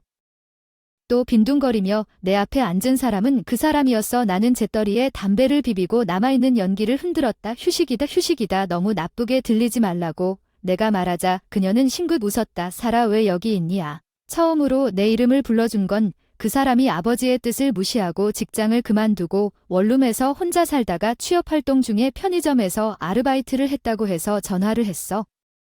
그녀는 일어서서 우연이라고 말하면서 내 초대에 멋지고 맛있는 레스토랑에 가서 축하하면 어떨까요? 그녀는 볼을 부풀리고 분노를 비웃었습니다. 그리고 그녀는 따뜻하게 웃더니 손을 흔들고 작별 인사를 하고 그녀가 빠르게 걸어가는 것을 보았습니다. 채널을 구독하시면 제작에 도움이 될 것입니다. 다음 비디오에서 뵙겠습니다. 제 이름은 승호허입니다. 20대 사이즈가 너무 깊어 인생에 순위가 있으면 인생의 죄가 가까울 것 같은 느낌이 들었습니다. 현재는 가장 밑바닥에 살고 있다고 말하고 싶습니다. 인생에서 얼마나 낮은 수준인지는 누구나 다 낮은 순간이 있지만 그럴 수 있습니다. 결혼 5년 차에 아내에게 바람피우고 버림받은 비참한 남자에게 나는 내 아내를 사랑한다. 고등학교 때부터 알고 지냈던 사귄 지 10년이 넘었다. 예쁘고 말투는 날카로울 때도 있지만 약한 나를 지지해주고 진심으로 사랑했고 월급날마다 진심으로 행복했어요. 그날 집에 가는 길에 꽃을 사주곤 했어요. 상투적인 빨간 장미를 사려고 했어요. 그때 나는 그녀가 모르는 남자와 팔짱을 끼고 걸어가는 것을 보았습니다. 나는 충격을 받았습니다. 왜 내 아내가 향하고 있는 방향이 호텔 구역으로 곧장 LED가 표시되었는지 나는 멍하니 있었고 그것을 알기도 전에 나는 내 아내와 마주하고 있었습니다. 그리고 그녀가 나한테 한 말을 맞춰봐. 내 재미를 방해하지 마. 쓸모없어. ADM. 그녀의 목소리에 차가움이 찌르는 듯한 느낌이었어. 그녀는 나를 정말로 사랑한 적이 없었어. 도구라기보다 위자료와 이혼 조정 등을 해야 하는 게 나에게는 큰 충격이었지만 너무 힘들어서 아내가 이혼한 모든 것을 버리고 새 남자와 후회 없이 떠났다. 그곳에서 내 인생은 나선형으로 하락했습니다. 나는 집에 틀어박혀 직장에서 해고된 불건전한 삶을 살았고 집세를 내지 못했고 나의 보증인이었던 부모님은 내가 얼마나 망가졌는지를 보고 알려주셨습니다. 나는 그들이 아는 작은 인쇄소에 취직했고 오늘은 첫날이니까 당연히 한숨이 나올 텐데 계속 숨어 있을 수는 없다는 걸 알았지만 그건 정확히 내가 선택했던 회사가 아니어서 고향으로 돌아갈 것이었다. 그런 상황인데 전 직장을 그만둔 건 내 잘못이라 함부로 받아들일 수밖에 없었어. 미안해. 오늘부터 일 시작이야. 내 이름은 바비야. 마음가짐을 바꿔 회사에 입사한 적 있어. 예전에 대표님이 아버지 친구분이셔서 인터뷰를 위해 1층은 작업실 사무실이고 2층은 인쇄물에 대한 데이터 관리 업무를 하고 있었는데 제가 쉬는 날 전에 왔더니 대표님만 계셨는데 오늘은 거기 계셨네요.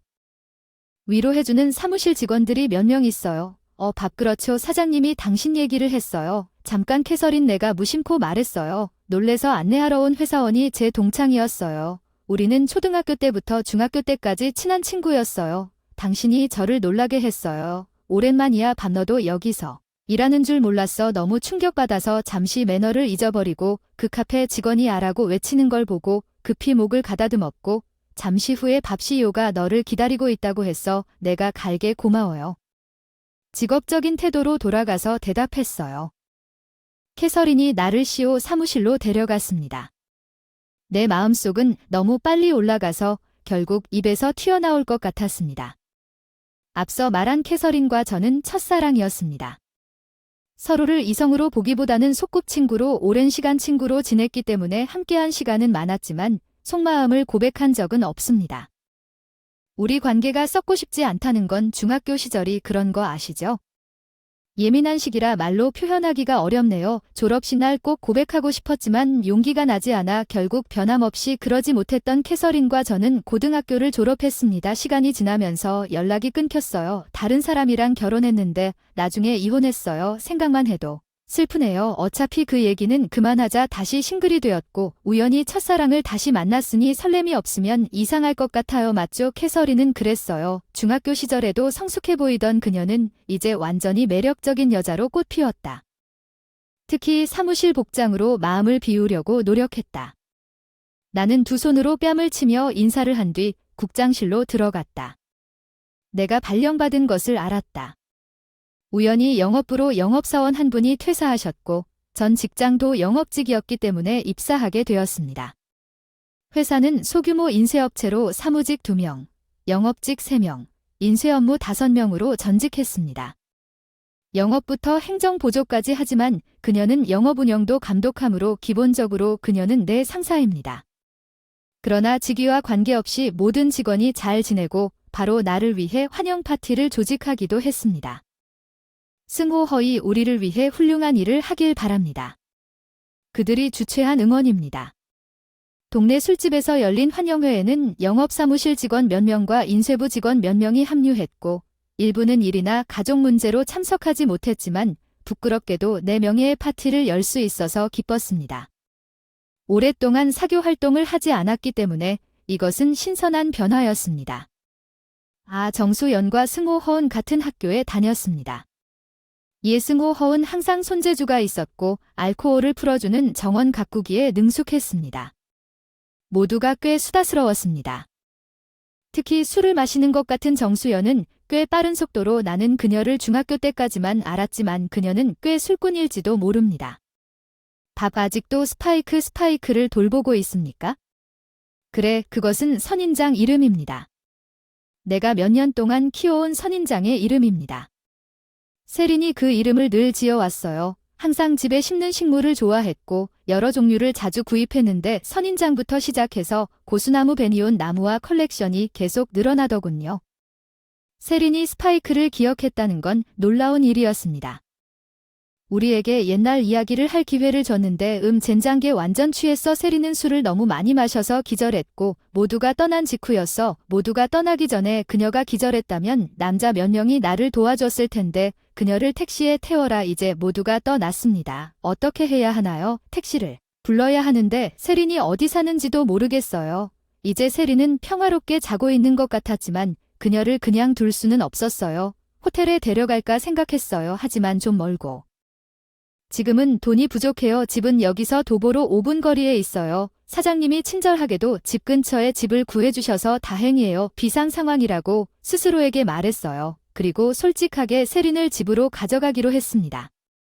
방금 쉬며 TV를 보고 있었어. 내가 어디 있지? 3시간쯤 지나서였나봐. 캐서린은 한밤중에 일어났어. 물론 낯선 곳에 가면 깨어날 텐데 아침에 내가 그녀에게 살짝 손을 흔들어줘서 기절해서 집까지 데려왔어. 아 정말 미안해. 캐서린은 그렇게 많이 마시고도 졸린 것 같아 좀 더 자고 싶다고 했는데 캐서린이 천천히 걸어가더니 왠지 앉았다. 내 옆에 소파에 누워서 내 어깨에 기대서 너무 긴장됐지만 세린은 아주 편안해 보였어. 옛날 생각나네. 예전 생각나네. 내가 내 집에 자주 놀러 다녔던 거, 너 세스파이크에 왔구나. 그때 캐서린은 아파트에 살았고 정원 가꾸는 일을 별로 하지 못했다. 심장이 쿵쿵 뛰고 술에 취해 얼굴이 붉어지며 나를 올려다봤다. 나는 밥을 좋아했지만 졸업식에서 고백하지 못한 것을 여러 번 후회했기 때문에 당신이 이사한 후에 우리가 다시 만날 줄은 몰랐고 캐서린은 앉아서 일어나서 나를 돌아보니 내가 옆에 있다는 걸 알았을 때 너무 기뻐서 술을 너무 많이 마셔서 문제를 일으켜서 미안해. 캐서린 내가 무슨 말을 하는 거지?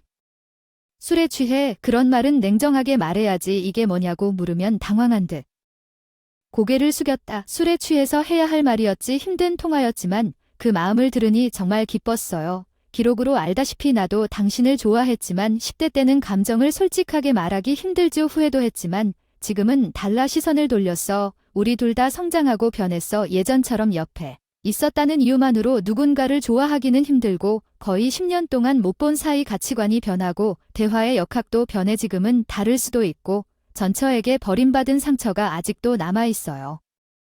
캐서린에 대한 내 감정은 아직도 바로 대답할 수 없어. 한심해. 정말 잘 생각하고 있었는데 세린이 울기 시작해서 기쁘다. 나도 그 사실을 알고 있었어. 밥시요가 당신이 어떻게 결혼했는지에 대해 이야기하는 걸 들었어. 당신이 그렇지 않다는 걸 알아요. 빨리 다른 여자로 넘어가는 타입. 아무리 오래 기다려도 영원히 기다려왔으니까. 세린은 그렇게 말하며 어린아이처럼 울었다. 그 생각으로 내내 나를 기다려왔다. 펑펑 울다가 다음날 눈물을 빨리 닦고 정오가 지나서 일어났는데 거의 같은 시간까지 잤다. 굿모닝. 응 굿모닝. 뭐 좀 먹고 싶어. 응 배고프다. 부부처럼 수다. 세린 전에는 본 적도 없을 내 방을 탐색하기 시작했지만 이혼 후 막 이사했기 때문에 특별히 흥미로운 것은 없지만 캐서린은 즉시 소리쳤습니다. 아 스파이크다. 스파이크가 창가에 있는 선인장을 발견하고 눈이 빛났다. 스파이크를 더 오래 마셨다. 전처와 함께 있었던 것보다 스파이크는 가족 같은데 세린은 그를 바라보며 고개를 갸웃하면서 이렇게 큰 선인장은 천천히 자라는데 몇 년 동안 키웠으면 특히 카퍼와 헤드 이후로 더 커진다고 말했다. 10년 넘게 스파이크를 본 적이 없어 그가 더 커졌다는 것을 알게 된 것도 당연합니다. 이제 만져보고 싶어 합니다. 정말 아프지 않을 거예요. 괜찮습니다. 세린을 부드럽게 만지면 아프지 않을 것입니다. 스파이크가 세린을 다시 볼 거라고는 예상하지 못했을 거예요. 농담으로 반쯤 거짓말을 했고 세린은 정말 스파이크를 보살펴줬어요. 결과적으로 밥전은 또 여기 왔어요. 그녀는 스파이크뿐만 아니라 스파이크를 보기 위해 일주일에 2번 내 방을 방문하기 시작했어요. 그녀는 내 다른 다육식물과 반트나무에도 호기심이 많아요. 저는 정말로요. 그 사람이 직장에 있는 자기주장적인 여자와 너무 달라서 놀랐어요. 왜냐하면 그녀는 바지선을 치고 그래서 요즘 마음의 평안을 잃었어요. 캐서린이 거의 나와 함께 살 뻔했어요. 만약 이런 일이 6개월 더 계속된다면 결정해야 할 것 같아요. 안녕 캐서린은 뭐요?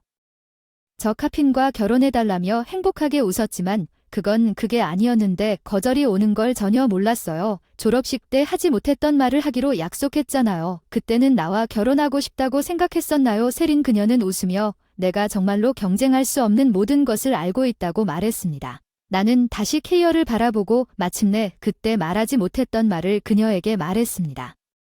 사랑합니다. 어떻게 채널을 구독할 수 있었나요? 우리가 더 많은 콘텐츠를 만들도록 동기를 부여합니다. 다음 비디오에서 봐요. 우리 집에서 사는 건 어때요? 그녀는 나를 점심에 초대하는 것처럼 아무렇지도 않게 말했어요. 나는 결국 말을 잃었습니다. 그녀 수저는 이전에 내 팀 리더였습니다. 그리고 그녀는 내 고용주가 되었습니다. 이것은 약 1년 전 이야기의 시작은 또 다른 3개월 전으로 거슬러 올라갑니다. 그날 아침 제가 사무실에 도착하자마자 부서에서 짜증스러운 목소리로 저를 불렀습니다. 마이크, 도대체 이게 무슨 일인가요?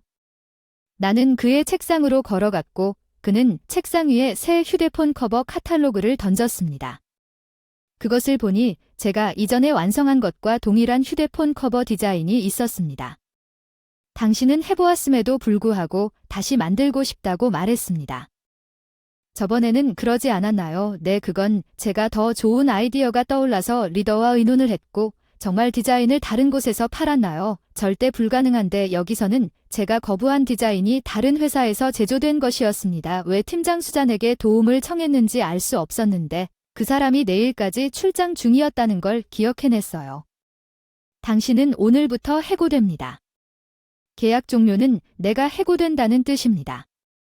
나는 무고를 당했고 갑자기 회사에서 쫓겨난 제품 디자이너 생활용품부터 생활용품, 산업기계까지 온갖 제품을 디자인하는 제조사도 있고 디자인 회사의 디자인을 아웃소싱하는 제조사도 있다. 제품 기획을 담당했다. 제조사의 디자인 주문을 하다가 결국 디자인 자체에 관심을 가지게 되었고 회사를 그만두고 전문학교에서 디자인을 공부한 뒤 디자인 에이전시의 계약직으로 입사했다가 책상에서 짐을 정리하다 해고당했습니다. 다가와서 저랑 비슷한 시기에 계약직이 된 켄과 존이 양쪽에서 속삭이는 소리가 나왔는데 서로 다른 팀에서 둘 다 저를 걱정하고 있었고 켄이 제 얼굴을 보고 정말 팔았느냐고 묻는 상황을 설명했습니다. 존은 절대 실수일 거야. 뭐 괜찮아. 난 어쨌든 더 큰 일을 하고 싶었어. 기껏해야 여유 있는 척하며 아무 생각 없이 집에 가는 길에 근처 편의점에 들러서 물건을 사서 맥주와 안주 몇 개 답답해서 집에서 마시고 있었는데 아직 해가 떠 있을 때부터 술을 마시기 시작해서 저녁까지 완전히 마셨습니다. 정수연 당신은 집에 일찍 왔는데 왜 벌써 취한 겁니까? 살아있는 여자친구 한나 정가 직장에서 돌아왔을 때 제가 말했어요. 내가 해고됐다고 큰 한숨을 쉬며 디자이너를 포기하라고 몇 번이나 말했대요. 제가 일하던 제조업체인 에밀리를 만났어요. 아직도 그곳에서 일하고 있어요. 대기업에 계속 있으면 좀 더 안정적으로 이직할 때 에밀리와 나 사이에 틈이 있었어. 닥쳐. 난 디자이너가 되고 싶었는데 그게 왜 잘못된 걸까? 결국 내가 잘못한 걸까? 착각한 걸까? 나 자신을 망각에 빠뜨렸다. 머리가 어질어질해서 다음날 기절했어요. 정오 직전까지 거실 바닥에서 잤습니다. 에밀리는 이미 출근했고 잠에서 깨어나 물 한 잔을 마시고 있었는데 현관문을 열었을 때 초인종이 울렸습니다. 저기 내 팀 리더 수잔이 서 있었어. 방금 일어났어. 너 정말 끔찍해 보여. 내가 왜 들어오는지. 그녀는 내 대답을 기다리지 않고 어젯밤에 너의 슬픔을 익사시키려고 방으로 들이닥쳤어. 그녀는 많은 수의 많은 것을 보고 이렇게 말했다. 테이블 위에 빈 맥주 캔이 남아있잖아. 뭐 그런 거나. 지금 밥 먹으러 갈 거야. 지금 점심시간이야. 어쨌든 어서 타운스퀘어에서 잔뜩 샀어. 같이 먹자. 솔직히 식욕은 없었지만 어쩔 수가 없었어. 그렇다고 대답하는 것보다 더 중요한 것은 내가 왜 회사를 그만뒀는지, 그게 왜 그녀가 내 놀란 얼굴을 보며 이렇게 말하면서 웃었는지 말할 수 있는 전부입니다. 그녀는 출장을 마치고 그날 아침 사무실에 갔다는 소식을 들었습니다. 계약 해지 사유와 그 이유에 대해 상사와 말다툼을 했고 내 디자인을 다른 회사에 팔 수는 없다고 주장했지만 상사는 결국 내 디자인이 실제로 제품화됐다고 단호했다. 팀장으로서 감독을 소홀히 했다고 꾸짖었다. 내가 태만하다고 해서 내가 책임지겠다고 하고 그만뒀다. 그녀는 닭다리를 깨물며 씩씩하게 말했다. 그래서 이제 너네 둘이 나 때문에 그 완고한 남자와 한동안 말다툼을 하다가 이제 나를 진지하게 바라보며 자세를 조정했다. 너는 어제 회사를 그만뒀고 아직 다음 직업도 정하지 않았지. 그렇지. 네, 나는 전망이 없어서 같이 일한다. 나는 당신과 함께 일합니다. 나는 그 의미를 이해할 수 없었기 때문에 그녀는 이번 기회에 자신의 디자인 회사를 시작하기로 결정했다고 설명했습니다. 그녀는 독립을 고려하고 그것을 위해 저축을 했으며 처음에는 급여가 더 낮을 수 있었지만 조금만 참아주세요. 즉, 그녀는 내가 그녀의 새 디자인 회사의 첫 번째 직원이 되기를 원했습니다. 물론 당신이 나를 원한다면 그녀는 나에게 감사하고 기름진 두 손에 악수를 제안했습니다. 나는 그녀의 손이 다소 거칠어졌지만 그녀와 악수했습니다. 후라이드 치킨의 끈끈함 그때까지 왜 저를 첫 번째 직원으로 초대했는지 의아했습니다. 그녀는 다른 팀원들에게 여러 프로젝트를 저글링하면서 다양한 명령을 내리면서도 한 번에 하나의 프로젝트만 할당하는 조언을 거의 하지 않았습니다. 회사를 차린다고 하면서도 지금은 더 평가받을 수 없을 거라고 늘 생각했는데 집 아파트는 당분간 사무실이자 거주지였다. 비용 절감만 하면 변호사에게 의지하는 게 아니라 비용 절감이다. 회사 등록을 위해 수전은 현지 법률 사무소에 가서 직접 했습니다. 물론 그녀도 영업 활동을 위해 여기저기 뛰어다니면서 그녀의 과거 성과가 빛을 발했고 우리는 디자인 작업이 넘쳐났고 저는 그 일을 사심없이 일했고 때로는 일이 끝나기도 했습니다. 밤늦게까지 사무실 겸 사무실로 그녀의 집에 자주 머물곤 했는데 집에 돌아온 지 며칠 뒤 새로 설립된 회사의 명함을 에밀리에게 보여주니 그녀는 심심한 어투로 말했다. 좋은 중지 지점에 도달하면 오늘 일찍 출발하는 것이 어떨까요? 수자는 제가 조금 더 애쓰는 것을 걱정하는 것 같았고 제가 좀 더 일찍 집에 가세요. 태운 밤까지 끝내겠습니다. 어서 과로하구나. 이제 집에 가세요. 이건 상사의 명령이에요. 나는 그녀의 어깨에 눌려져 일을 마무리하기로 결정했습니다. 나는 예정된 한나정에게 전화하려고 했습니다. 집에 오려고 했는데 멈췄다. 갑자기 집에 와서 그녀를 놀라게 해주고 싶었어. 에밀리가 제일 좋아하는 빵집에 들러 깜짝 케이크를 선물로 샀다. 소리도 내지 않고 현관문을 열었다. 남자 신발이 있는지 몰랐다. 우리가 있는 줄 알았다. 손님 거실 TV에서 코미디 쇼 소리가 들렸지만 방문객의 흔적은 없었습니다. 거실에 에밀리가 있는 침실 문을 열었습니다. 에밀리는 침대에서 머리를 기댄 채 자고 있었습니다. 남자의 가슴 몰랐어. 에밀리 아니 뭐야 왜 돌아왔어. 옷도 거의 입지 않은 그 남자는 에밀리에게 나중에 보자며 건방진 말을 하고 서둘러 나가. 에밀리는 이불을 덮은 채 침울한 얼굴로 침대에 앉았다. 케이크를 던졌다. 한나 정의 상자에 내 소지품을 배낭에 쑤셔 넣고 나중에 나머지 물건을 가지러 다시 오겠다고 소리쳤어요. 오기 전에 알려드릴게요. 나는 뛰쳐나갔고 갈 곳도 없이 거리를 헤매었습니다. 물론 할 수 없었습니다. 돌아가서 직장에 계속 있을 수는 없을 것 같아 계약직 동료인 켄이나 존에게 전화해서 무슨 일이 있었는지 말하려고 싸웠습니다. 같이 살던 여자와 헤어지고 확실히 이사를 갔다고 말하면 어떻게 될까요? 이것저것 다 파헤쳐도 신문하고 술 마시고 떠들고 상처받고 울면서 갚아주겠지. 결국 만화방에 있기로 해서 월요일 아침까지 우연히 눈치채고 너연이 주말에 캠핑 갔다가 월요일에 내가 출근할 때 내 배낭을 발견했다고 했어. 아니 나 집에서 나갔어. 너 그 사람이랑 싸웠어. 우리 헤어졌어. 그녀는 잠시 놀란 표정을 지었다가 모르겠다고 말함. 자세한 내용은 서문으로 말하고는 내가 머뭇거리는 사이 우리 집에 사는 게 어때요라고 무심코 말했다. 나는 전혀 상관없다고 덧붙였다. 결국 당신은 이전에 여러 번 묵었지만 그건 일 때문에 신경 쓰지 마세요.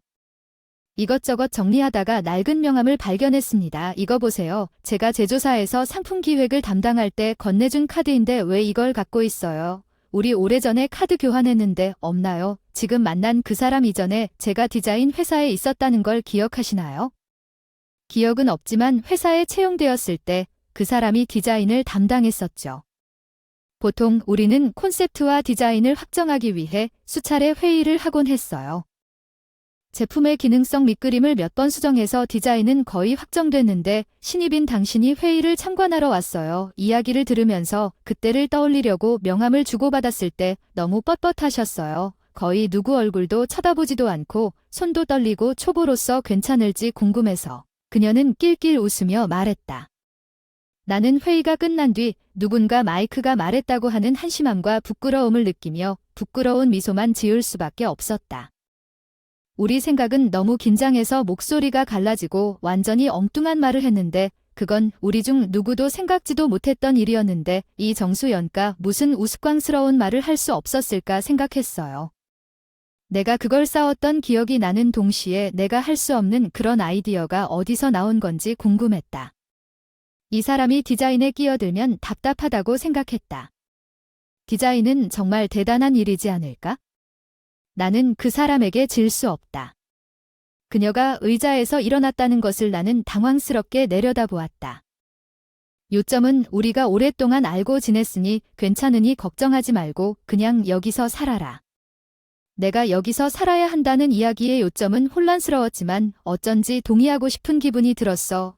하지만 매일 아침 뭔가 끔찍한 것을 봐야 할 거야. 정확히 화장하지 않은 내 얼굴이 뭐야? 나는 새 집을 찾을 때까지 임시 거주지로 그녀의 집에 머물렀다. 리빙 앤 다이닝 신랑은 자신의 침실에 사무실로 사용하고 방 하나를 더 추가하자 그 방을 사용하자고 제안했지만 잠잘 때 거실 바닥에 침낭을 놓는 것을 거부했습니다. 우리는 때로는 함께 식사도 하고 때로는 따로 식사도 했지만 어느 쪽도 아니기 때문에 거절했습니다. 요리를 많이 해서 배달을 시키거나 밖에서 사온 음식을 먹어서 이상한 동거가 시작된 지 반달쯤 지나서 방에서 일을 하다가 휴대폰이 울렸다. 켄 오랜만인데 계약직 동료인 켄한테 온 것 같더라. 그녀는 고개를 끄덕이는 켄의 이야기를 듣고 내년에는 항상 낙담하지 말라고 말했습니다. 와이 그는 여기 내 집에 살고 있습니다. 아니 다릅니다. 우리 집은 거의 홈오피스이고 회사 주택입니다.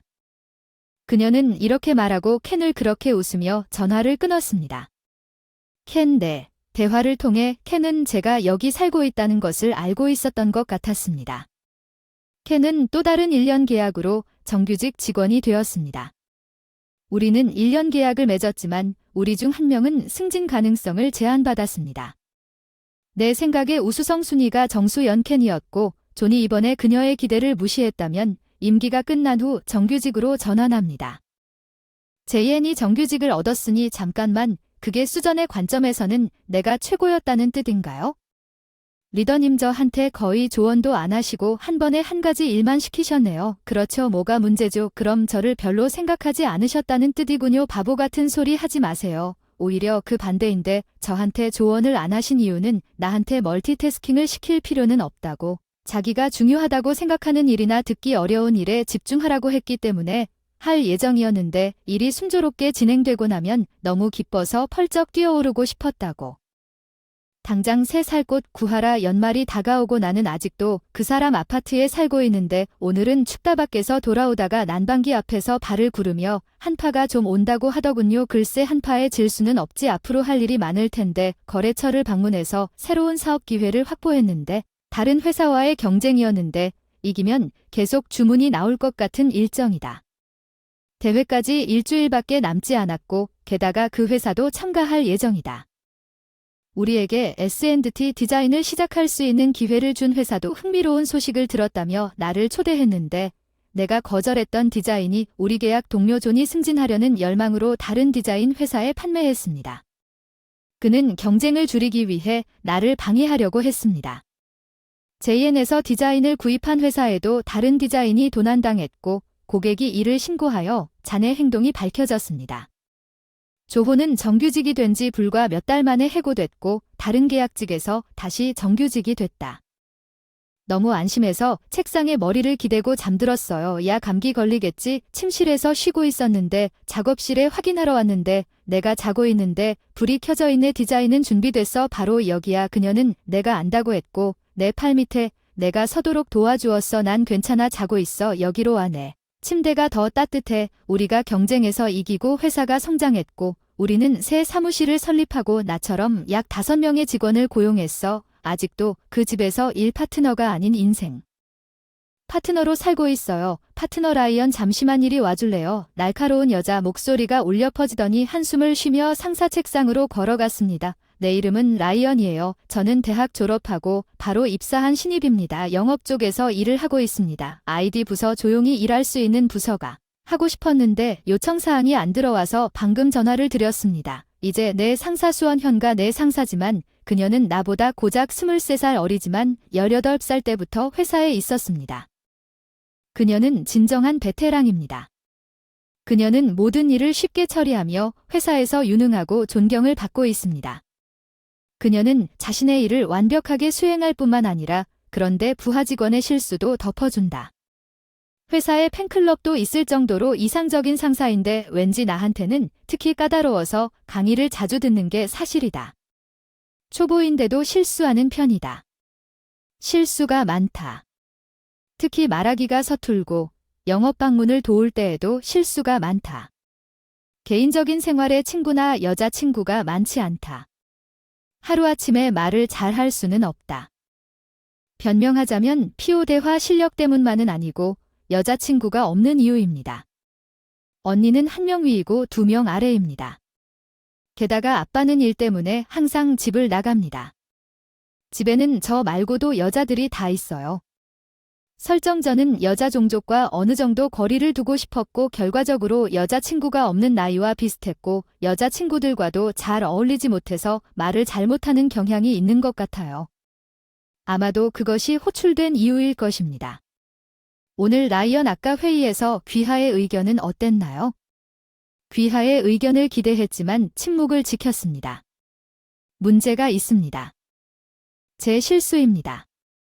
문제는 제가 말한 내용이 아니라 제가 말하지 않은 내용인 것 같습니다.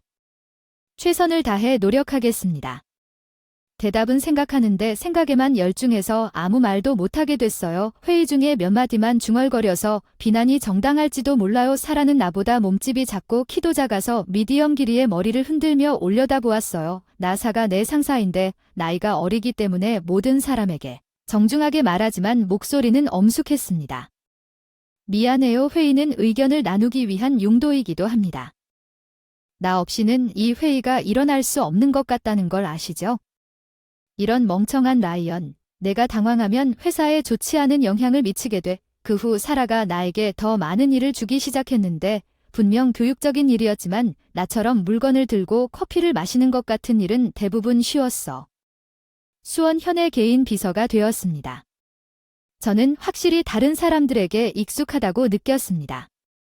회사의 스타와 그렇게 긴밀하게 일하는 것이 부러워 보일 수도 있지만 전혀 그런 느낌이 들지 않았습니다.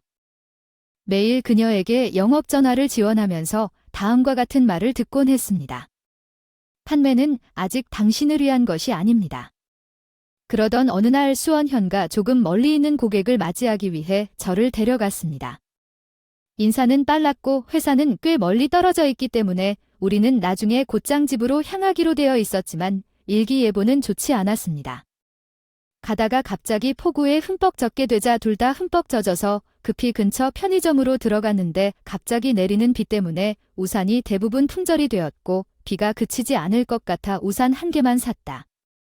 엄마에게 미리 말씀드렸으니 아마도 이미 뜨거운 목욕을 하고 계실 테니 집에 가는 길에 물이 조금 젖는 것은 문제가 되지 않았지만 수원현내 부탁을 받아들이기 꺼려하는 것 같았어. 라이언 이런 시기에 상사를 그렇게 조심하는 건 뻔뻔한 짓이야. 후배가 버릇없게 굴어야 하는데 사라가 지하철에서 옷이 좀 비치는 것 같아. 그건 별로 좋은 생각이 아닌 것 같아 놀리려고 한 게 아니었어. 그냥 즉시 명백히 말한 것을 말했을 뿐이야. 사라가 재빨리 도망치듯 몸을 가렸다고 말하는 것은 잘못된 것 같아. 더 맙서사 내 말은 모든 것이 눈에 보인다는 거야. 무심코 불쑥 말을 꺼냈어. 그만해. 그런 말은 하지 마. 이래서 바보야. 사라는 정말 부끄러운 것 같았어. 이게 까다로웠어. 우산을 가져가지 않은 것 같았는데 나도 이대로 보낼 수가 없었어. 궁금했어. 씹으면 어떡하지. 수원현했으니 이디 그녀는 옷을 살짝 가볍게 입고 추워 보였고 집에 가고 싶어서 집에 오고 싶다고 물었더니 얼굴이 더 붉게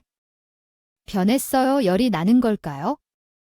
내 집 브라이언 이 날씨에 감기 걸릴 수도 있고 이 근처에 택시도 없고 내 집으로 가는 게 나을지도 몰라. 내가 고개를 기울였을 때 사라가 안절부절 못하겠구나 하고 사라가 계속 나를 쳐다보며 뺨이 붉어졌다고 말했어. 그런데 왜 그 사람이 그렇게 긴장하는 걸까요? 춥거나 옷을 갈아입을까 걱정하는 걸까요? 사실 제게 빌려주는 것은 적절하지 않을 것 같아요. 간과했을 수도 있습니다. 걱정하지 마세요. 집에 자매가 있어서 그들이 당신에게 자매가 있는 것을 빌려줄 수 있습니다. 하나는 초등학교에 있고 다른 하나는 중학교에 있어요. 그리고 나에게도 누나가 있어요. 사라는 마침내 이해한 것 같았지만 갑자기 그녀는 도망친 것 같았습니다. 내 말은 당신이 라이언이라고 해서 아무것도 없다는 뜻은 아닙니다. 난입해서 사과해야 할 사람이고 이렇게 말하세요. 아, 그런 말 하지 마세요. 정말 사랑스러운 아가씨 어서 들어오세요. 사라가 내 여동생이 만든 모든 사람들에게 정중하게 인사를 했기 때문이죠. 소란스러운 일이야. 이 집은 거의 조용하지 않아. 맹세컨대 형이 친구를 데려왔어. 안약에는 그의 여자친구야. 둘 다 틀렸어. 어서 화장실에 보여줘. 언니들이 일이 복잡해서 사라를 안내해달라고 부탁하고 나는 거실로 탈출했다. 엄마가 저녁 준비하면서 놀렸어. 예의 바르고. 귀여운 여자야. 집에 사람을 데려오는 일은 흔치 않지 않나. 숨을 곳이 없지 않나. 방에만 가둬두고 싶었는데 손님이 있어서 그 사람이 당신이 생각하는 내 상사가 아닐 리가 없어. 그래 물론 내가 도와주면서 그런 말을 주고받았지. 그때 사라가 화장실에서 나왔을 때 나는 진심으로 충격을 받았어. 그 사람이 화장을 안 한 게 아니라 머리가 평소보다 길었기 때문이야. 그녀의 길이는 약간 중간 길이라서 놀라서 쳐다보곤 사라가 웃었다. 나는 보통 더 짧게 보이려고 묶어서 긴 걸 좋아하지만 그녀가 머리를 내리고 희미한 기둥으로 웃으면 일하는데 방해가 된다. 목욕할 때 뺨이 붉어져 심장이 뛰는 것 같았어요. 여자 집안에서 자랐는데 지금 이 집에서 가장 예쁜 사람은 사라예요. 언니들한테 옷을 빌린 것 같더니 엄마를 떠나려던 참이었어요. 오늘 밤은 안심한 것 같군. 그래 집에서 꼬마놀이 하자. 사라는 어리고 순수한 모습을 보여줘서 일하는 걸 본 적이 없어. 당연히 나보다 어리다는 걸 생각나게 했어. 내 여동생이 직장에서 얼마나 스트레스를 받았을지 짐작할 수 있었어. 졸린 사라가 떠나려고 했지만 초등학생들의 욕구를 과소평가하지 마세요. 무슨 일이든 하지 마세요. 나는 당신과 자고 싶다고. 언니는 엄마가 해로우를 질책하려고 했다고 애원했습니다. 이제 우리 손님을 괴롭히지 마세요. 그러나 그녀는 가차없었습니다. 아이 달력을 슬쩍 봤는데 다행히 내일은 쉬는 날이라 언니가 자고 나면 사라를 집에 데려다 줄까 했는데 예상치 못한 전개에 당황한 나에게도 사라는 결국 하룻밤을 묵게 됐다. 하지만 인생은 로맨틱 만화처럼 흘러가지 않는다. 사라, 내 여동생과 방을 같이 쓰기로 했어. 난 아무것도 기대하지 않았어. 남자라면 누구나 일생에 한 번쯤은 인기를 얻고 싶어 한다는 걸 알겠지? 어쨌든 다음날 아침에는 아무 일도 일어나지 않았어. 사라를 태워다 주기로 했어? 고마워요, 브라이언. 이런 내 말은 고마워요. 그녀는 내가 직장에서 보는 SAR을 볼 때마다 화장을 했지만 그녀는 작업 모드로 다시 전환하는데 어려움을 겪는 것 같았습니다. 우리는 직장에 있지 않으니 격식을 차리지 않아도 괜찮습니다. 우리가 역에 도착했을 때 너는 어때 라이언은 갑자기 내가 근처에 주차하고 사라의 얼굴을 봤을 때 사라가 나를 당황하게 하라고 말했고 사라의 얼굴이 붉어지며 삐죽삐죽 라이언이 내가 오기를 바라지 않니? 원하지 않아서 행복할 텐데 행복할 필요는 없어. 행복하다고 말해야 하는 건 거짓말이라도. 사라는 더욱 삐죽삐죽 귀여운 동물 같았어요. 솔직히 사라와는 다른 면이 있다고 느꼈어요. 회사 밖에서도 그런 게 궁금했는데 그냥 호기심일 뿐이야. 그렇게 솔직하면 나도 기쁠 텐데 좀 놀리고 싶었는데 또 말장난인 것 같더라. 너 진짜 횡설수설하는구나. 라이언이 많아서 널 떠날 수가 없는데. 사라가 유쾌하게 웃으며 말했다.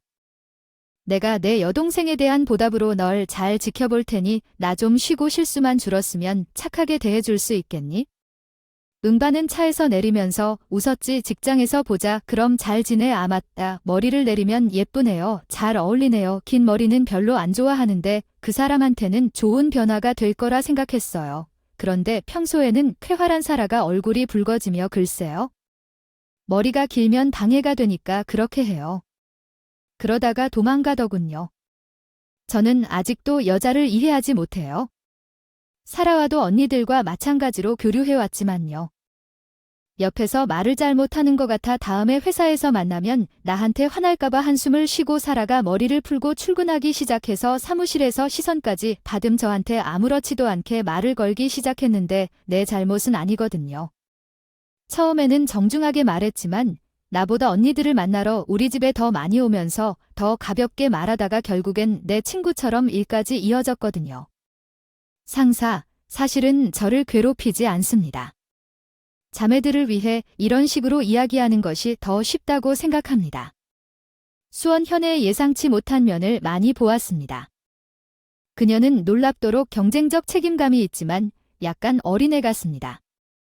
그녀는 종종 내 자매들과 게임을 하고 졌음에도 불구하고 한 번 더 주장하지만 그 사람은 게임을 잘 못해서 결국 나는 보통 그녀가 고의로 이기도록 내버려 두었지만 그녀는 그것을 알아차리고 이제는 나에게 너무 쉽게 굴지 말라고 주장합니다.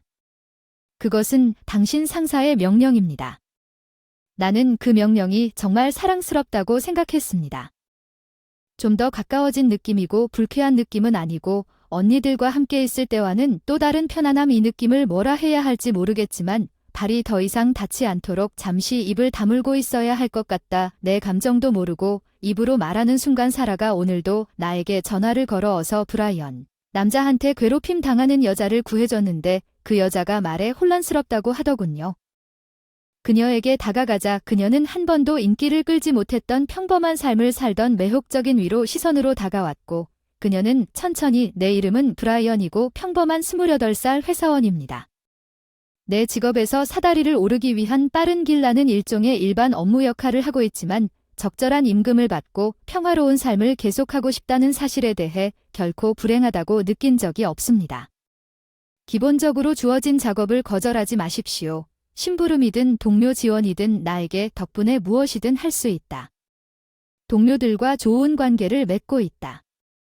심부름을 시키는 경우가 많지만 흔쾌히 받아주고 보답으로 도움을 받기도 한다. 정말 좋은 직장인데 이제 큰 문제가 생겼다. 베이스의 한마디. 브라이언이 소개팅을 하자고 생각했던 우리 회사는 작은데 일을 열심히 하신 사장님은 우리 직원들과의 소통을 중요하게 여기신다. 나는 종종 그와 이야기를 나눈다. 가끔은 직장 조언도 구하고 그 상사가 웃으며 나에게 소개팅을 제안했다. 글쎄요. 나이를 생각하면 결혼을 생각할 때가 됐다는 건 생각해 본 적이 없군요. 당신과 잘 어울리는군요. 소개팅 제안은 상상도 해본 적이 없습니다. 오는데 20대, 30대 직원이 많아요. 왜 그냥 일만 하고 있는 제가 얼굴에 묻은 질문을 보고 사장님이 이 날짜에 대해 더 많은 정보를 알려주셨는데 알고 보니 우리 고객 중 한 분의 딸이더군요. 기다려보세요. 더 많은 이유가 있습니다. 저 같은 사람이 CEO 딸이라는 걸 알고 어울리지 않을까봐 바로 거절하기로 했습니다. 아니, 특별히 당신을 부탁했습니다. 어떻게 당신에 대해 알게 되었는지 물었지만 당신과 직접 만나서 상의하고 싶다고만 했습니다. 상사가 말한 이 젊은 아가씨와 말을 한 적도 본 적도 없습니다. 이름은 릴리입니다. 24 아버지 회사에서 회계 업무를 하고 있습니다. 사진을 봤습니다. 날씬한 몸매가 눈에 띕니다. 진짜 미인입니다. 명문대학을 졸업했습니다. 똑똑하고 아름다워서 더욱 의아해합니다. 그녀는 나를 선택했습니다. 소개팅보다는 당신과 이야기하고 싶었습니다. 그녀를 만나지 않겠습니까? 클릭하지 않으면 거부할 수 있고 전혀 관심이 없으면 모임을 거부할 수 있습니다. 내가 원활하게 할 테니까 돈. 이번에는 우리 상사도 직원을 가족처럼 대해야 한다는 압박감을 느끼지 않습니다. 내가 거절할 수 있다고 말하는 것을 듣고 그는 우아하게 처리할 것이라고 확신했지만 그녀의 사진은 내가 아는 사람처럼 느껴졌고 그녀가 왜 원하는지 궁금했습니다. 저를 보고 얘기하려고 사장님이 따뜻하게 미소를 지으셨어요. 화이트 씨의 아버지는 어렸을 때부터 릴리라고 알고 있었어요. 그녀는 CEO의 딸일지도 모르지만 그녀는 매우 현실적이고 다정한 정말 사랑스러운 젊은 아가씨예요. 제 생각엔 이미 느껴져요. 조금 긴장했지만 그렇게 말하면 정말 멋진 사람이에요. 그녀가 보고 싶고 이야기도 나누고 싶고 소개팅에 동의했지만 날이 다가올수록 점점 불안해졌습니다. 무거운 발걸음으로 회의를 위해 고급 레스토랑으로 향했습니다. 오늘은 무슨 얘기를 해야 할까요? 그녀가 왜 바로 나를 선택했는지 물어봐도 될까요? 아니, 생각에 잠겨 걷고 있었는데 무례할 수도 있습니다. 갑자기 어떤 괴상한 목소리가 들렸습니다. 여자 그만해. 내가 안 된다고 했잖아. 모퉁이를 돌아 앞골목으로 가보니 마스크를 쓴 아름다운 드레스를 입은 여자가 깡패에게 괴롭힘을 당하고 있었는데 일부는 겁이 났지만 그 사람이 집요하게 괴롭히는 것 같았어. 난 그냥 가만히 서서 아무것도 할 수가 없었어요. 나는 그 깡패와 그 여자 사이에 서서 그녀가 그녀를 불편하게 만드는 것이 보이지 않느냐고 말했습니다. 그 깡패는 나를 힐끗 바라보며 크게 과장된 마음으로 당신의 일이라고 생각했습니다. 분명히 그는 그렇지 않았습니다. 내 개입이 마음에 들지 않고 화를 내며 그는 분노에 찬 나에게 플라스틱 병을 던졌습니다. 나는 이 상황이 더 심각한 상황으로 확대될 수 있다는 느낌을 받고 그것을 피할 수 있었습니다. 나는 그가 그녀를 다치게 하지 않을 것입니다. 이것은 폭행이 아니겠습니까? 경찰에 전화하세요. 경찰에 전화하세요. 그는 발이 차가워지는 것 같았고 내가 여자와 이야기하려고 할 때 급히 물러났습니다. 그녀는 나에게 먼저 말을 걸었고 그녀의 목소리는 걱정으로 가득 차 있었습니다. 괜찮습니까? 진심으로 걱정한 것 같았어요. 아니, 괜찮아요. 괜찮나요? 난 괜찮아요. 진짜 영웅 같아 도와줘서 너무 고마워요. 그녀의 말에 얼굴이 붉어지지 않을 수 없었지만 그녀는 정말 현실 영웅 같았어요. 댓글을 달았죠. 무슨 뜻인지 궁금해서 막 물어보려고 했는데 내가 예상하지 못한 말을 하더군요. 그냥 내가 지나치게 생각하는 건지 운명인 것 같은 느낌이 드는 건지 처음으로 누군가를 만나 운명인 줄 알았더니 어리둥절해 보였습니다. 어리둥절한데 그게 우리의 운명이라는 듯 나를 올려다보며 너무 아름다워서 가슴이 두근두근 하더군요. 바로 손수건이었다는 걸 보여줬다고 하더군요. 내가 중학생이었을 때 당신이 나에게 준 이것을 기억합니까? 내가 아직 10대였을 때 나는 조부모님이 살았던 시골 마을에서 여름 방학을 보내곤 했습니다. 여름에는 그녀와 어울리지만 조부모님 두 분 모두 돌아가셨습니다. 부모님이 멀리 살았기 때문에 오래된 집은 유지하기가 어려웠고 돌아가신 후 결국 철거되어 더 이상 여름 여행을 할 수 없게 되었습니다. 같이 놀던 여자애가 좀 통통해서 학교에서도 따돌림을 당했었지. 가끔 위로도 해주고 얘기도 들어줘서 마지막 날에 내가 그만 만나자고 해서 서운해했을지도 모르지. 울고 있는 내 친구 손수건 울지마. 언젠가 다시 만나자. 웃으며 인사하자. 그 손수건으로 눈물을 닦으며 마지막 미소를 지었다. 내 기억이 맞다면 그 사람 이름은 릴리였다. 릴리는 그 여름 방학 때만 만났고 마지막으로 그녀를 본 것은 고등학교 때였습니다. 너무 오래되어서 이름을 들었을 때 그녀를 즉시 알아보지 못했고 그녀는 예전에 통통했지만 더 이상 변신하지 않았습니다. 멋진 여자는 너 릴리가 예쁜 여자로 성장했구나. 너를 알아보지 못했는데 그 시절 나를 기억해줘서 기쁘다. 너는 늘 깡패들에게 맞서서 나에게 멋진 영웅처럼 대해줬어. 친절하게 울고 있을 때 손수건까지 줘서 넌 그때부터 내 첫사랑이었어. 다시 만나고 싶었고 고마워. 난 더 나아지려고 노력했어. 다이어트도 했어. 낄낄 웃으며 그녀는 너무 아름다웠어요. 아마도 그녀는 그녀의 노력과 개인적인 발전을 통해 자신감을 얻었을 것입니다. 어떻게 저에 대해 알게 되었습니까? 방금 나에게 인사를 할 수 있었을 것입니다. 그때 나는 아버지 회사 회계부서에서 일하고 있습니다. 우리를 방문했을 때 당신을 봤습니다. 회사 예전이랑 똑같아서 다른 직원들한테 이름 물어보니 바로 알아봤네요. 예전에 시골에 살던 분이셨는데 아버지 사업이 망하고 이사를 가셨어요. 가족과 함께 뉴욕 시내로 가려면 오래전에 그녀의 부모님을 한번 만났을지 모르지만 솔직히 기억이 나지 않으며 그녀의 아버지가 이제 주요 사업 파트너가 되었다는 사실은 우리가 뉴욕에 도착한 후에도 정말 놀랐습니다.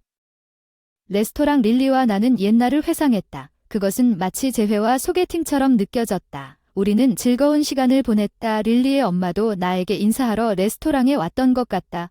분명히 릴리의 엄마가 이것을 설정한 사람이었다고 그녀는 나에게 알아봤다고 말했다. 바로 회사에 계신 당신과 얘기하고 싶었지만 직접 다가갈 수 없어서 저에게 이번 행사를 준비해달라고 부탁했습니다. 어머니는 딸의 마음이 사랑스럽다고 하시고 개인적으로 내내 웃고 계셨던 것 같아요.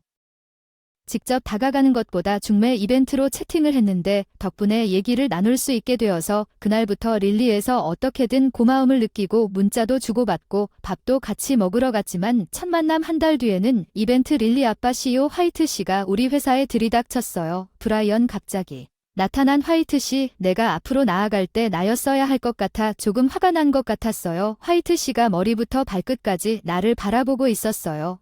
내 딸이 누군가와 결혼할 계획이 있어요. 회사를 인수할 만큼 유능합니다. 그는 소개팅에 대해 최근에 알게 된 것 같습니다. 릴리와 그녀의 엄마는 화이트 씨의 이러한 반응을 예상하고 솔직하게 침묵을 지켰을 수도 있습니다. 가족 내에서 사전에 논의했으면 좋았을 것입니다. 소개팅인데 릴리랑은 오래전에 만나서 그 얘기를 듣고도 옛날 이야기만 하고 있었거든요. 화이트 씨는 행사가 끝난 뒤에 서로 만난다고 들었고 가끔 저녁 먹으러 가기도 했어요. 당신이 자신을 모든 분야의 제기라고 묘사했다고 들었습니다. 그런 사람은 내 릴리에게 적합하지 않습니다. 끊으세요. 화이트 씨는 보호적인 아버지에게 화가 났을 때 듣지 않는 것 같습니다. 하지만 제가 그 일을 어떻게 처리할지 고민하고 있었을 때 제 동료 중 한 명이 역량에 관해 말한 상황. 저는 브라이언이 다른 동료들의 반응을 촉발하는 다소 겸손한 방식의 적임자라고 생각합니다. 브라이언은 빠르고 무엇이든 할 수 있습니다. 그는 정말 똑똑합니다.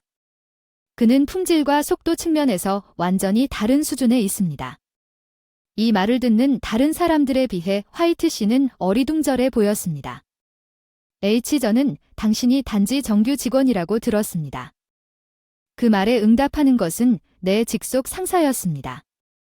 매니저 브라이언은 자신을 그렇게만 설명했지만 신속하게 완료한 후에는 그렇게 보지 않습니다. 그의 업무를 지원하는 사람, 그는 유능할 뿐만 아니라 예외적이며 모든 사람이 그에게 의존합니다. 이 말을 듣고 화이트 씨는 진정된 것 같았습니다. 분명히 내가 나 자신을 그런 식으로 지칭한다는 말을 듣고 그는 내가 자기 딸에게 적합하다고 성급히 결론을 내렸다고 말했습니다. 그는 자신이 졌다고 말했습니다. 딸이 만난 낯선 남자에 대한 이야기를 듣고 멋있어 릴리가 나를 만나고 싶어한 이유를 조심스럽게 설명했다. 아마도 아버지에게 첫 짝사랑에 대해 말하기에는 너무 부끄러웠을 것 같다.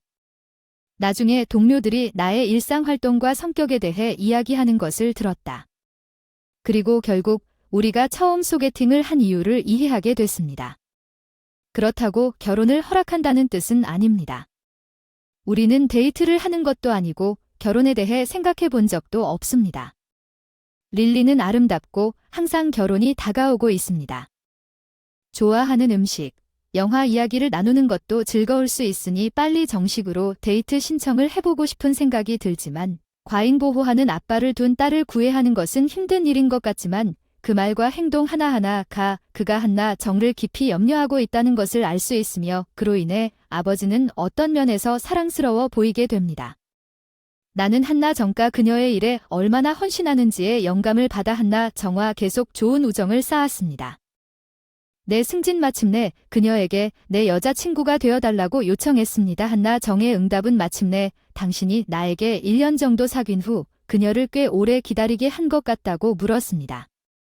내일 한나 정의 부모님을 만나서 결혼 계획에 대해 논의할 것입니다. 한나 정가 말한 바에 따르면 그 사람의 엄마는 꽤 환영받는 것 같지만 그 사람의 아버지는 전날 밤에 좀 더 힘들어 보이는 것 같아요. 저는 엄청 긴장하고 한나 정도 저를 그런 식으로 보는 것 같아요. 그녀의 미소를 보는 것은 내 운명이다. 나는 우리 결혼에 대해 그녀의 부모님의 허락을 받기로 결심한다. 나는 릴리를 정말로 행복하게 만들 것이다.